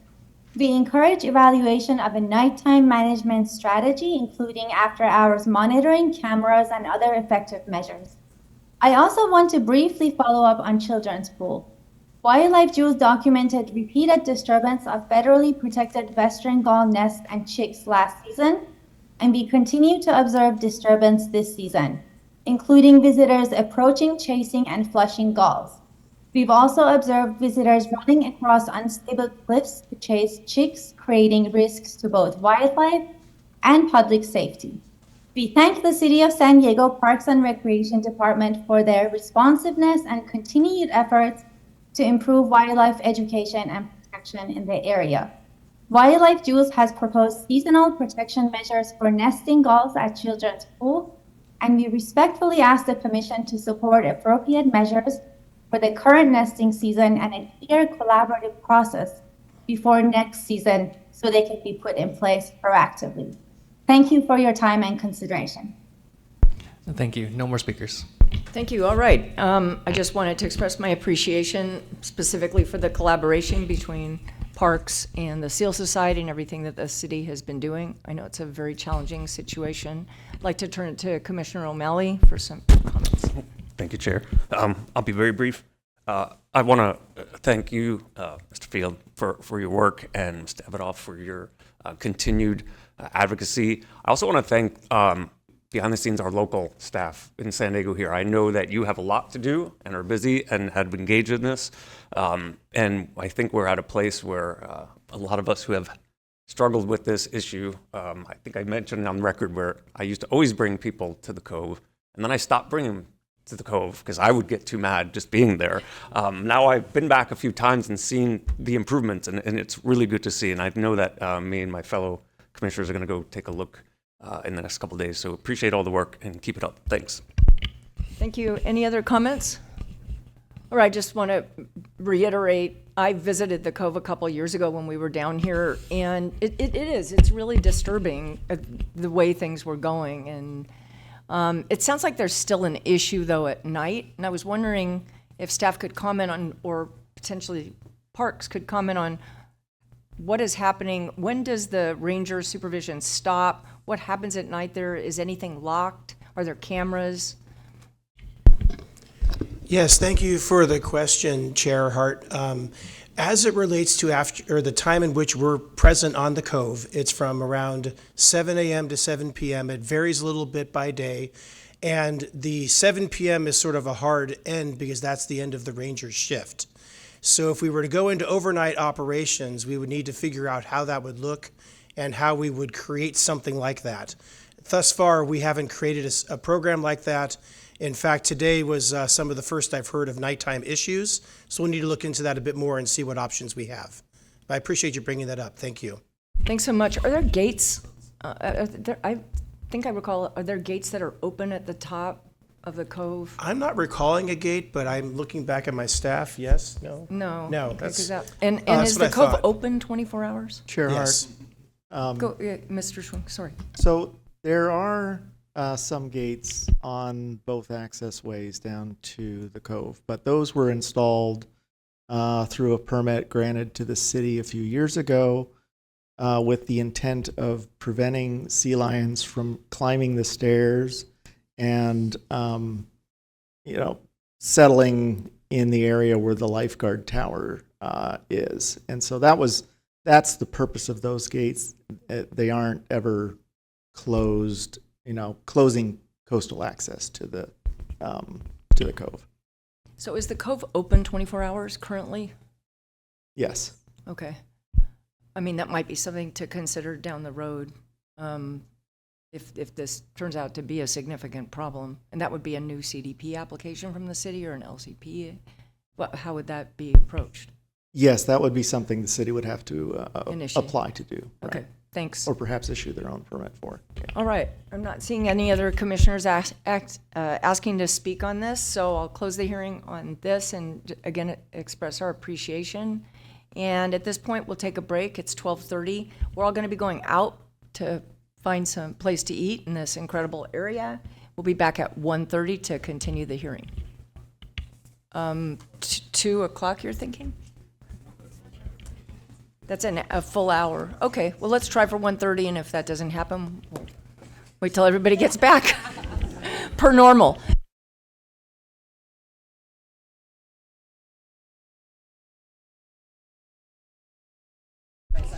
All right, folks, we're going to resume the meeting. Once we get everybody sitting down, and I got to pull up the calendar. Okay, 1 sec. All right, so at this point, wait, 1, 2, 3, 4, 5. Yep, we have a quorum. We're going to move to the administrative calendar. Mr. Schwing? Thank you, Vice Chair Hart. So item 7 is the administrative permits for all districts on the agenda today. Staff is not aware of any opposition to these permits being reported for the removal and replacement of a dock and gangway in Huntington Beach. We're therefore asking whether 4 or more commissioners object to the approval of the administrative permit being reported today. Thank you. Any ex partes on this item? This is item 7A. All right, seeing none, any public comment? No, we just have one available for questions. Okay, do 4 more commissioners object to the adoption of the administrative calendar? Seeing no objection, administrative calendar is adopted. We'll move on to item A, the consent calendar. These are items that are on consent. Madam Chair. Mhm. Madam Chair. Who's talking? Hi. Oh.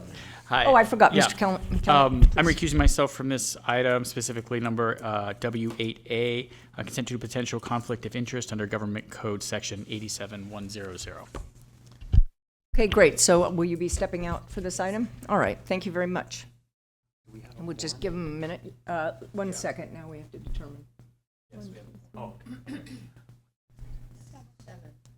Okay, we just have a quorum, folks, so no one move. No.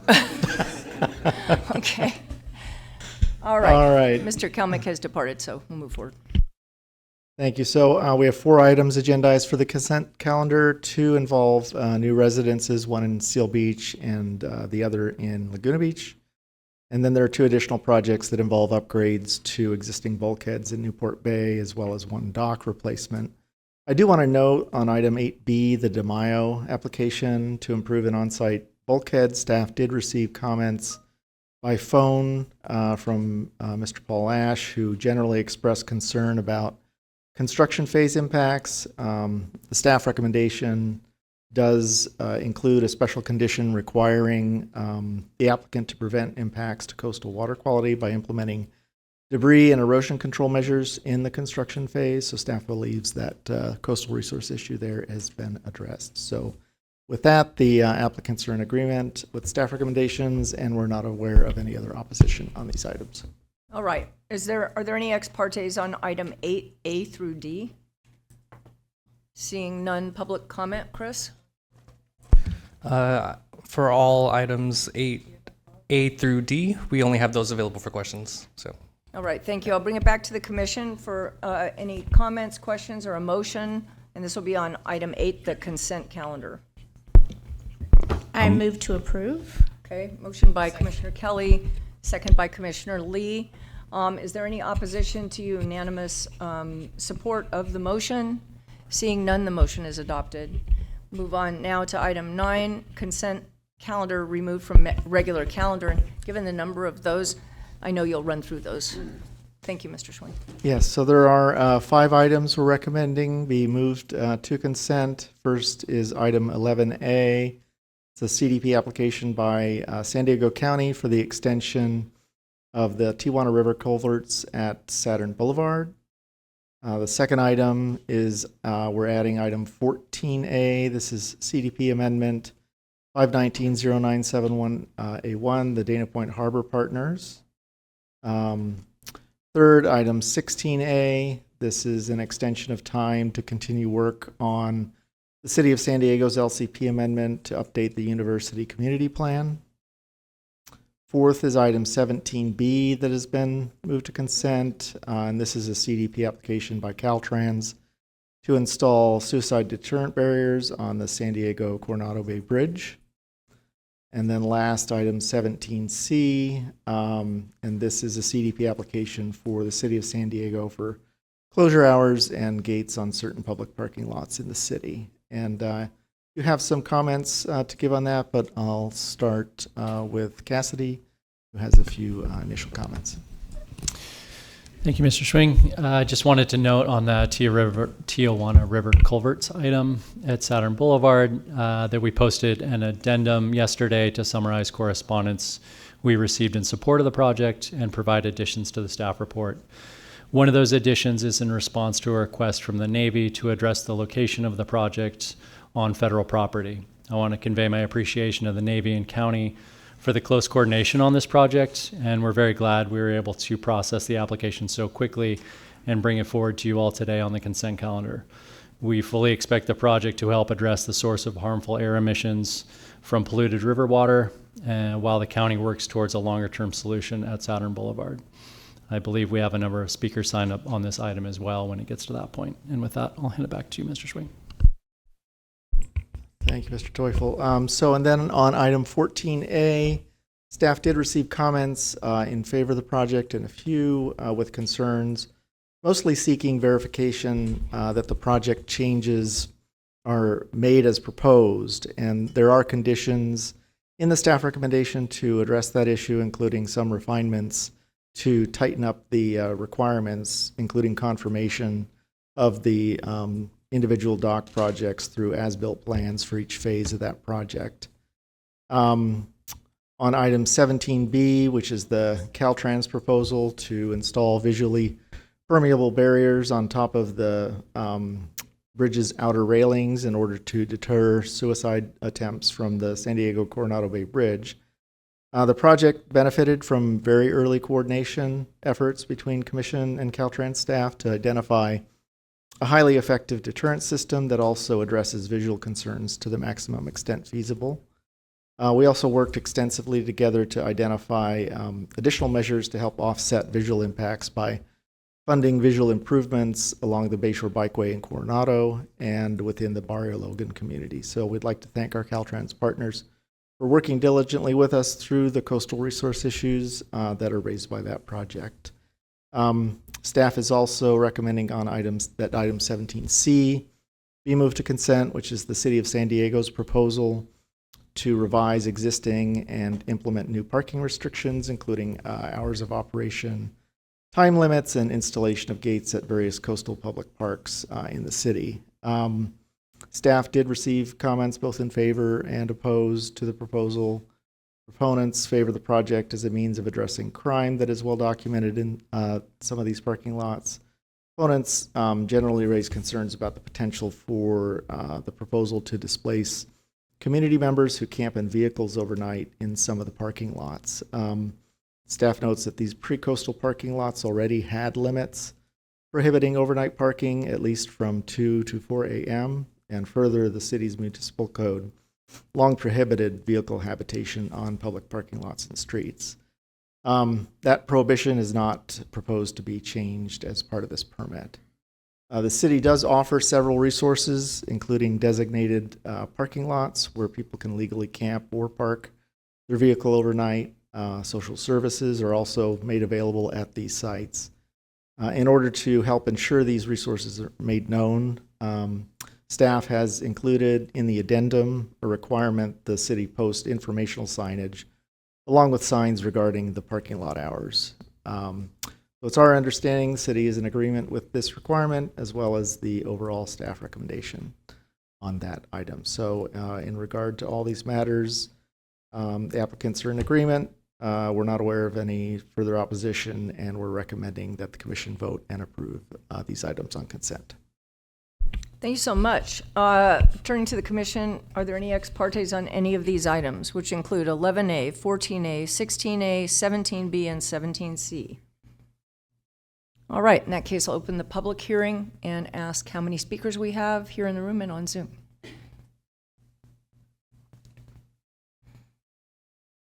All right, starting with 11A, we have about 8 speakers or so. Starting in the room, we had Supervisor Paloma Aguirre sign up to speak in person. If only that were... They're represented. No, we're so glad that you're here. Thank you so much. No, don't. Is that on now? Okay, perfect. Yes, hello, thank you. I'm Stephanie Sikich. I'm here representing Supervisor Aguirre. She sends her hello to her former commissioners that she used to work with.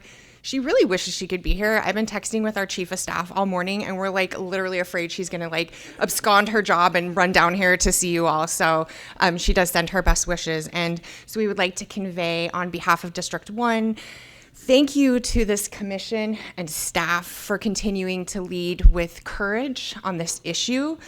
This has been a long-standing environmental justice issue that's really faced generations.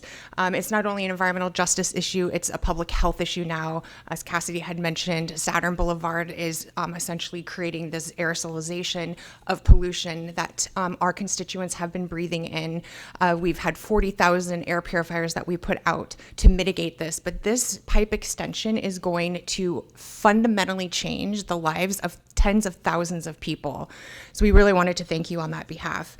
Literally for decades, they've burdened this environmental justice. They have medical bills, they have economies. It's absolutely crazy, Commissioner. The county right now, no, I appreciate your editorializing. We're doing an economic study right now that shows literally that, the constituents of IAB have lost hundreds of thousands of dollars with their businesses. And again, a lot of it is not only just the pollution in the river, but it is this air quality problem that Saturn Boulevard aims to solve. And passing this is not just infrastructure improvement. It is one of the first steps into a very long-term solution for this chronic problem. So again, Supervisor Aguirre wants to thank you for leading with such courage and clarity. She particularly wanted to thank the chair and vice chair and Ms. Nodoff and Mr. O'Malley for previous working relationships. And finally, I just wanted to thank the staff, particularly Cassidy and Annie. Your expertise not only helped elevate this in terms of its permitting, and you helped shepherd that, but it really kind of raised the urgency of this issue. And so again, on behalf of Supervisor Aguirre and her District 1, we're very grateful for your leadership and support on this. So thank you again. Thank you so much. We definitely miss her. She's such an incredible leader. Thank you. Thank you. Next, we have Sion Tihalo Lipovan, followed by Isabel Rohi, and then Danielle Elizabeth Mensabah. Thank you. Can you hear me? Basically what she said, but thank you again for having me, and good afternoon, Coastal Commission. My name is Sion Tihalo Lipovan. I'm the Public Health Officer of the County of San Diego, and I just wanted to also just express strong support for this, for 11A. I'm here supporting, that support for 11A to permit extension of the 2 culvert pipes at Saturn Boulevard that we just talked about. The Tijuana River Valley sewage and pollution crisis is the only proclaimed emergency at the County of San Diego right now, and it continues to be. No one should have to be exposed to untreated wastewater or industrial waste that's coming over and routinely be exposed. And because of that, any immediate relief that we can provide is essential for the residents' health and safety, and especially for these communities, which overall are lower socioeconomic status and more disproportionately impacted. Thank you to Supervisor Aguirre, our Public Works and Parks and Rec departments for leading the effort from the county perspective. While me and the Health Department, we are not directly implementing this project, we are fully committed to the community's health and strongly support this action. Hydrogen sulfide monitoring by our Air Pollution Control District and our research community shows the highest detections of hydrogen sulfide at the Berry Elementary School location, which is closest to the hotspot. And this is the only monitoring location that actually has exceeded on several occasions now the US EPA's acute exposure guideline level 1 threshold, something no community, again, should have to experience. So today, 2 federally partnered health surveys with both the CDC and ATSDR at the federal level showed significant physical and mental health impacts to the community. And residents in both surveys were asking for immediate and urgent action on this issue. And this is a great example of something that we can collectively do that is immediate action. So thank you again, and we gladly appreciate you taking up this topic.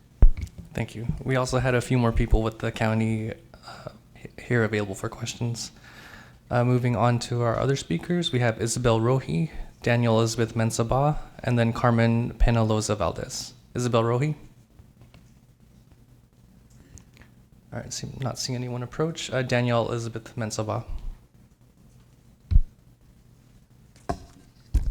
Good afternoon, California Coastal Commission. My name is Danielle Elizabeth Mensabah, and I am an incoming sophomore at Coronado High School. It is a privilege to speak here on behalf of the students, a part of the Stop the Sewage Club. As deputy executive of our club, our mission is to empower and educate our community by advocating for sustainable solutions to the Tijuana sewage crisis. We are also partnered with the Tijuana River Coalition to achieve this. As a student involved in this issue, I have learned firsthand how deeply this crisis affects the communities along our coastline.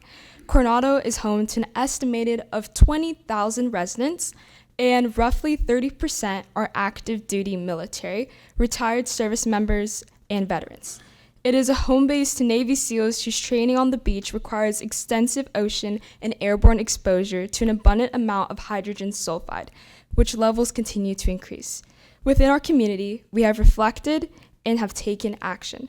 by taking trips to the Capitol in Sacramento to advocate for change in bills and policies, petitioning, demonstration, and peaceful protest.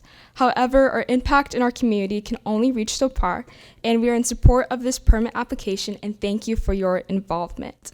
Thank you, California Coastal Commission, for your attention to this public health and environmental issue. We appreciate your leadership and commitment to addressing this critical public health and environmental challenge. Thank you for your time. Thank you. And now to our Zoom speaker, we have Carmen Penaloza Valdez.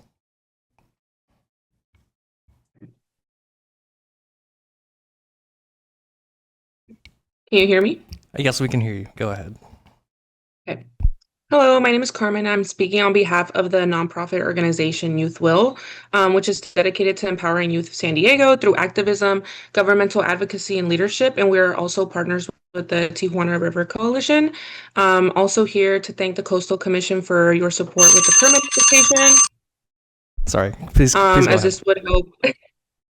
As this would help with addressing the Tijuana River pollution crisis in a short-term manner, allowing our community to continue working on more sustainable solutions. As someone who is transfronteriza and has grown up between San Diego and Tijuana, I'm constantly interacting with these communities alongside the Tijuana border, and I've seen the impacts that the high levels of hydrogen sulfide from the hotspot have on folks. And these symptoms, a variety of the symptoms have been reported in the South San Diego County and disproportionately affect vulnerable and environmentally overburdened communities, including children, low-income households, immigrant communities, and our Latino tribal populations. So yeah, communities in the Tijuana River Valley have the right to breathe clean air and enjoy safe outdoor coastal spaces, and we thank you for your support. Thank you. Thank you. We had a few other people signed up for this item, and we aren't able to find them. Again, I'll call those names: Joshua Beidler, Isabel Rohi, Charles Riley, and Adriana Salas. If any of you are on Zoom or in person, you can approach or raise your hand. Again, that's Joshua Beidler, Isabel Rohi, Charles Riley, Adriana Salas. Oh, you did? Okay, I didn't have you on our list. Once Go again, ahead. I'm not sure. Go ahead, Mitch. I know, I'm missing you all the time. Not at all. Good afternoon, Commissioners. Mitch Silverstein with Surfrider Foundation. I'll be brief because this is a consent item, and that's a good thing. Our Clean Border Water Now campaign manager, Sarah Davidson, couldn't be here today, but she did want me to say a few words for her. The Saturn Boulevard crossing has been ground zero for one of the most serious environmental justice crises in the United States.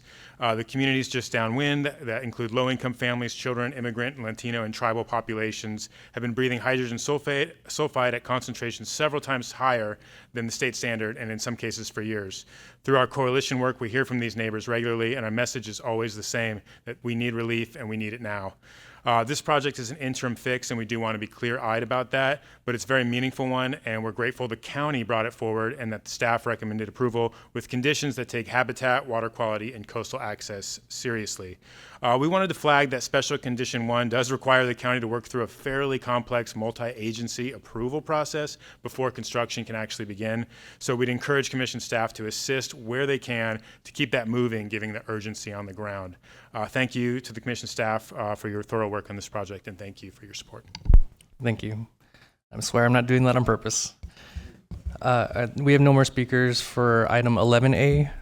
We'll move to item 14A, move to consent. We have two speakers, Joe Ubebroth and then Adam Leverance. Give us a moment as we move you in as panelists.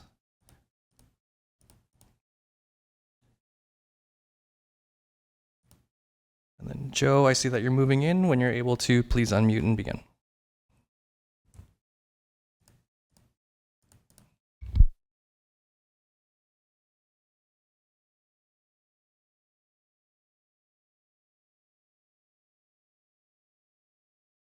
Go ahead.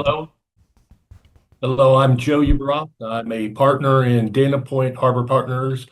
We are revitalizing Dana Point, and we strongly support the recommendation of staff, and we would like to acknowledge the staff for all their efforts. And we're very supportive of the project that we're doing, and this amendment just makes it better for the public. All right, thank you. Moving to Adam Leverins. Good afternoon. Is my audio coming in? Yes, we can hear you great. Great, thanks. And again, thank you folks for all you do.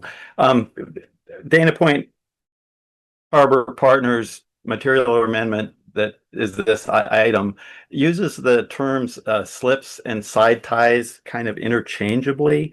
While a slip, the lower green arrows here, is kind of limited by its design, the length of vessel that can be there. A side tie necessarily isn't. Side ties are along the long side of a dock generally. And as far as I can tell, they indicate that there'll be at least 50 or 82 15-foot side ties, which is great. That does create a lot of access for those with smaller vessels and lesser means.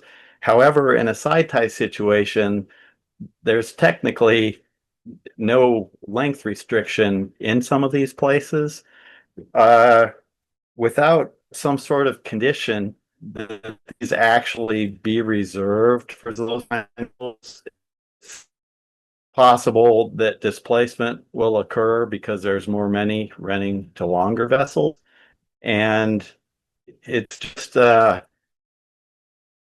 you've heard from me over and over again about access for those of us who are barely hanging on to access here. And some of the terminology I've seen, in different codes, the term side tie shall mean a berth where the dock is alongside only one side of the boat. The term slip shall mean a berth where the boat has a finger on one side and either another finger or adjacent boat on the other side. The staff materials indicate that enforcement had an issue with smaller vessel berths not being provided here. And I would hope that these 82 designated sides in these plans that are not for construction and not to sale can somehow be conditioned to protect that access so much. Thank you. And then also for that item, we had Sherman Stacy available for questions. We had no other speakers for 14A. For item 16A, move to consent, we have no speakers signed up. And then for item 17C, move to consent, we had one speaker, David Stebbins, and then we also had Sherilyn Cack and her team here in person available for questions as well. But David Stebbins?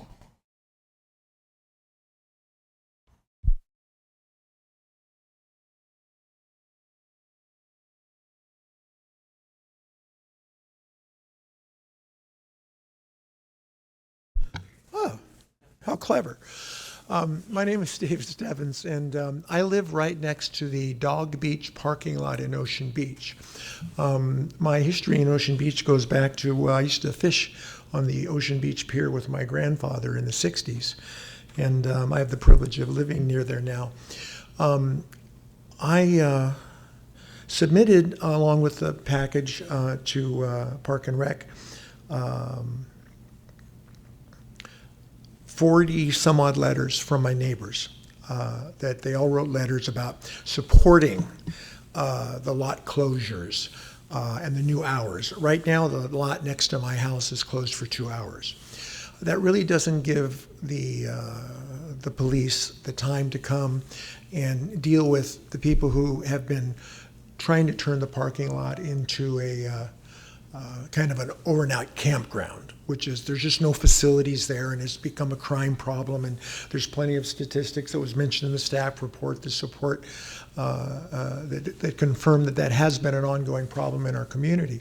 So all of the local organizations like the Ocean Beach Planning Board, the Ocean Beach Town Council, the Pacific Town Council, all support the new closure hours, not just for Ocean Beach, but for many of the other ones that are listed. And we know this is a big package, and since this is a consent item, I'm going to keep it short. But I've never seen more of a broad cross section of the community that all support this. And so we're looking forward to getting the gates and everything, and we believe it will really help the access to the beach, because the beaches are still going to be open. It's just that as my grandfather used to tell me, nothing good happens after midnight. So from midnight to 5 a.m., there's really no reason for vehicles to be coming in and leaving, especially since we have bike lanes and we have all of the buses and everything that dump right there next to the beach, and so the access will be preserved. And that's it. Thank you. Thank you so much. All right, any other speakers? No other speakers for any of the items moved to consent. Thank you. Bring back to staff. Any comments? Thank you, Chair Hart. So just to address the issue raised by Mr. Leverance with regard to the slip lengths in Dana Point Harbor, the condition does have a requirement on it that the 15-foot slips be, or not slips, but side ties be maintained for that use. And so if ultimately in their use they don't conform to that, that would be considered a violation of the permit conditions, and we'd be able to remedy that through unpermitted development and enforcement action. So we think that issue is adequately addressed. Okay, thank you. Bring it back to the commission for any questions or a motion on the items removed from the regular calendar. Okay, Commissioner. Yeah, just a brief comment on 11A and 17B. First on 11A, want to express appreciation and acknowledge that we heard in the comments from the supervisor staff that this is not a permanent solution. And in that, I'm hoping that we can continue to monitor for the hydrogen sulfide and ask for reports back. I know that this is going to help and mitigate, but long-term, this is a community that has been vocal and many times not heard. So this progress is much appreciated. I want to thank those who championed getting it to this point. And as we move forward, just look forward to continuing to get updates, knowing that this isn't a permanent fix, but it is a great step forward. And on 17B, same. Mental health is a really severe challenge, especially coming out of COVID for our communities. So these changes, it's hard to see items like this on an agenda, but at the same time, I want to call it out and appreciate the investments being made to protect our friends and neighbors. Thank you. Anyone else on any of these items? Yes. Thank you, Chair. Just wanted to call out the great collaboration on the suicide barrier project, important project for transportation, and we're really happy to see this move forward. And just I want to acknowledge all the work to especially mitigate the visual impacts, making some good improvements for the area of Barrio Logan and also for pedestrian and bicycle visual impacts there along the bridge. So just want to acknowledge that and say thanks to the team that worked on it, both at the Caltrans and Coastal Commission. Thanks so much, and thanks for all your collaboration, Caltrans. Commissioner Moreno? Thank you. I'm happy to second the motion on the floor. We don't have a motion, but would you like to make one? I thought Commissioner Lopez made the motion, Not but quite. I'm happy to make the motion on the floor, being that a few of these items are in the district that I have the honor to represent. Starting off with 11A, this item is significant to me since the Tijuana River Valley sewage crisis severely affects the communities that I represent, included in the neighborhoods of San Isidro, Edgar Highland, Nestor, and also Otay Mesa. In addition to losing access to the beach in the South Bay for several years straight, let me repeat that again, losing access to the beach for several years straight, the communities I represent are facing an even greater challenge, and that's hydrogen sulfide that is in the air, and also the foul smell of sewage day in and day out. One of my first actions as a new council member in 2019 was to sue the International Boundary and Water Commission, also known as the IBWC, that handles the plant that handles over 25 million gallons of sewage per year. We settled that with $200 million in upgrades. This culvert does not address any of the sewage that goes through the plant. This culvert addresses the sewage that is coming down through the Tijuana River, which is channelized in the Mexican side of, or in this Mexican section of this watershed. On a personal level, I lived for 10 years very close to this crisis, about a mile away from the border.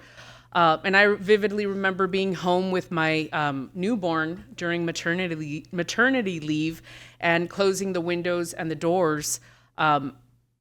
my baby and I were marinating in this sewage, and what the sewage had, or what the smell had, we didn't know. So the proposed culvert on Saturn Boulevard and Sunset Avenue are a strong step towards addressing long-standing issues. And as was represented, while this doesn't fix the issue, it does absolutely represent progress. And I remain cautiously optimistic that all levels of government will act with urgency and resources on this issue. The IBWC plant has proceeded with upgrades to address capacity at the South Bay International Wastewater Treatment Plant. And there's ongoing work in the Mexican side of, in Tijuana, Mexico. So at peaks, 50 million gallons per day flow through the Tijuana River Valley, reaching this culvert without actually being captured by the plant. So two separate sections. So very happy that this is coming forward. There is still a lot of work in the area, in the region, and obviously we're going to seek the Coastal Commission's help on addressing this issue. Also moving on to item 17B, it's a tough conversation to have since mental health, and let me for the record state, this is the Caltrans San Diego Coronado Bay Bridge suicide deterrent barriers. Mental health and self-harm are not topics that we often speak about here at the Coastal Commission. And they're especially heavy topics, but since 1996, approximately 400 people have died by suicide from the Coronado Bay Bridge. These numbers speak to the urgency behind the effort. The installation of metal mesh suicide deterrent barriers are needed as an intervention to prevent injury and potential harm. The Coronado Bridge has a very complicated history in the city of San Diego, in particular for my district, the District 8 that I represent. It basically sliced up Barrio Logan Heights community. In the 70s, the Chicano community in Barrio Logan reclaimed the land directly beneath the Coronado Bridge in a community takeover to bring to fruition a park. Now, Chicano Park is the largest collection of outdoor murals in the United States and is listed on the National Register of Historic Places. And I highly encourage my colleagues to visit while you're here, or maybe next time the Coastal Commission is here, I could organize something for you guys. And I do want to make note of this since the Barrio Logan community has had a very complicated history with the bridge.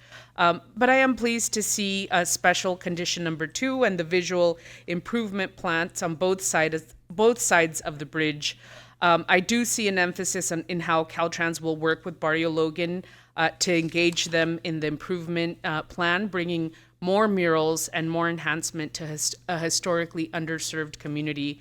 Obviously, installing the barriers at its core is going to save lives, supporting first responders who have the difficult job of leading rescues and also ensuring ongoing access to the coast. The report stated that this is the second most utilized bridge in the state of California for people seeking to commit suicide. So it's in my district. So obviously it impacts my district and the city of San Diego and the whole region as a whole. So very happy to see this come forward. And I did make a motion, right? No, you didn't make a motion yet, but if you'd like to make a motion, that would be great. I am think happy we have to a make second. a motion to move consent. And I will All right, second Thank that. you. All right, we have a motion and a second. Is there any opposition to unanimous approval of the motion? Seeing none, the consent calendar removed from regular calendar is adopted, and we'll move on now to Energy, Ocean Resources, and Federal Consistency. Mr. Teufel, item 10. Thank you, Vice Chair Hart. We only have 2 negative determinations, concurrences to report this month, and staff is not aware of any opposition to these items. I also wanted to take a moment to provide a brief update on the Tijuana River situation that we've been discussing. Our main focus, as you can imagine, in recent months has been working closely with San Diego County and a range of state and federal agency staff on the Saturn Boulevard project. Much of this effort has been focused on strategies for expediting and streamlining the project and its authorizations, and we feel it's been a successful model for collaboration that's helped move this important project forward. Outside of those efforts, we've also been tracking a variety of other projects on both sides of the border. I'm happy to report that just last week, repairs were completed on a key sewage transport pipeline in Baja that has recently resulted in reductions in sewage flows to the Tijuana River and increased use of the treatment plant in Mexico. On the U.S. side of the border, the International Boundary and Water Commission reports that its international treatment plant has expanded capacity and is now treating an estimated up to 35 million gallons of waste per day. So that's a positive improvement. And finally, I wanted to note that San Diego County recently began moving forward with two major research efforts to document the health and economic impacts of the Tijuana River Valley pollution crisis. It will be partnering with UC San Diego on an air quality study, while simultaneously launching a public survey to measure the crisis's financial toll on South Bay communities. The results of that survey are anticipated to be released later this fall, and per Commissioner Lopez's request earlier, we'll also look to bring forward the results of the air quality study when they're available. While significant issues remain with the broader situation, these are nevertheless positive developments that I'm happy to be able to report today. And with that, I'll conclude my Deputy Director report. Thanks, Mr. Teufel. However, in spite of this movement forward, we still have a closed beach down at Imperial Beach. With any estimate as to when it could be safe to use that beach and swim there? No, there absolutely, Vice Chair Hart. The situation remains quite dire. The beach remains closed. No timeline for reopening. And as we move into the summer season with swell action coming from the southern hemisphere and current moving from south to north, it's expected that, unfortunately, the situation, as we saw last summer, to kind of expand outside of that Imperial Beach area up towards Coronado. So that's something that will be very closely tracked. There's extensive water quality monitoring and noticing to provide the public with that information. But it's just a devastating situation broadly. And while these individual projects and efforts, help nudge the needle, the crux of the issue remains unaddressed and unsolved. Well, I know that we all appreciate the amount of work that you've put in and our staff, and it's going to be a lot of work to get to where we need to go to get those beaches open again. And I really have to say how much I appreciate Supervisor Paloma Aguirre's just incredible effort, nonstop effort on this. It's been great. So with regard to that, is that it? I'm sorry, I can't remember if, is this like a DDR where we have three or more? All right. So do three or more commissioners object to the adoption of the Energy, Ocean Resources, and Consistency item? All right, seeing no objection, item 10 is adopted. And item 11 was adopted through consent. So there is no enforcement report, I understand. So now we're on a South Coast District DDR item 13. Madam Chair. Thank you, Vice Chair Hart. I'm sorry, Madam Chair. No. Hi, we're on item 13 at this point? Yes. All right. Because for some reason there was two properties within 500 feet of a property I own on the agenda of all things. So I have to recuse myself from item 13 due to a potential conflict of interest under Government Code Section 87100. Thank you. Thank you, Commissioner. I'll give you a minute. It's going to probably be a quick minute. So, all right. Please on the DDR. Thank you. So in this report, we have 4 waivers for projects in Seal Beach and Laguna Beach, 1 immaterial amendment, and 1 CDP time extension. Staff's also reporting on a follow-up to the emergency action reported last month by the city of Laguna Beach to remove several trees along Lower Forest Avenue in the city's downtown area that the city deemed to be hazardous to public safety. After the initial report, the city identified 1 additional tree that required removal. This additional action was reported under Section 30611 of the Coastal Act as an emergency action without a CDP. I do want to note that the city has planted a like-for-like 48-inch box replacement tree to offset the removed tree. And this item is just a report out. There's no action for the commission to take on the emergency report, but we do need whether 3 or more commissioners object to any of the waivers, the amendment, or the time extension. Thank you, Mr. Schwing. Do we have any public comment on the DDR? We have one person available for questions, no speakers. Okay, thank you. I'll bring it back to the commission. Ask if 3 or more commissioners object to the adoption of the South Coast District Deputy Director's Report. Seeing no objection, the Deputy Director's Report is adopted. Item 14A was adopted on consent. So we're on to item 15, Deputy Director's Report for San Diego Coast. Thank you. And in this report, we have one waiver for an addition to Terminal 2 East at the San Diego International Airport. No known opposition on that, and we're asking whether 3 or more commissioners object to that waiver. All right, do 3 or more commissioners object to the waiver? Seeing no objection, item 15 is adopted. Item 16A also adopted on consent. 17A postponed. 17B adopted on consent, as was 17C. And that concludes the calendar for today, unless I've missed something, which it looks like I might have. Yeah, the statewide items. Oh, of course, I was going to turn to that after. Thanks so much. All right, so we do have the statewide items. Are there any reports on any of those? Do we have approval of any minutes before us, or any reports, Conservancy, anything?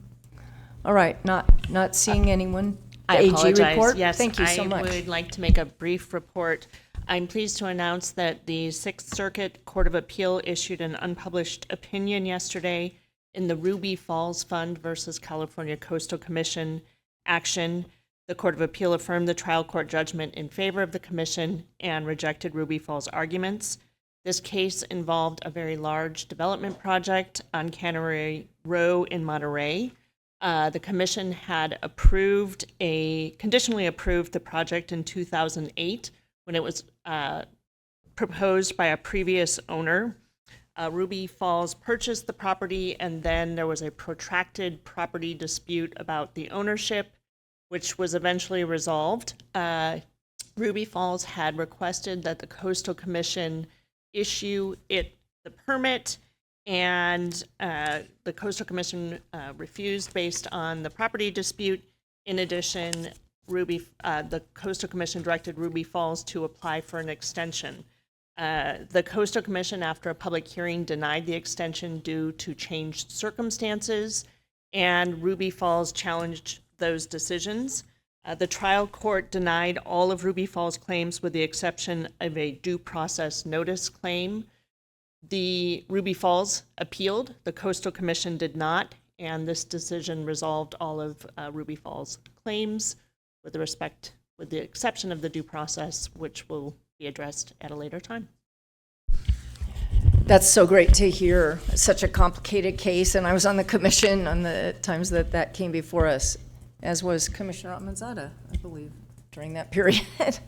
So congratulations on that, and thank you for your representation of the commission. All right, are there any other statewide reports? I don't see any from the commission. Anything else from the Attorney General's office? All right, so in that case, that now concludes this day's meeting of the Coastal Commission. We're going to move to closed session. So I believe we'll have to stay in this room. Okay, so we'll ask everyone to please leave this room, and thank you all so much for attending the meeting today.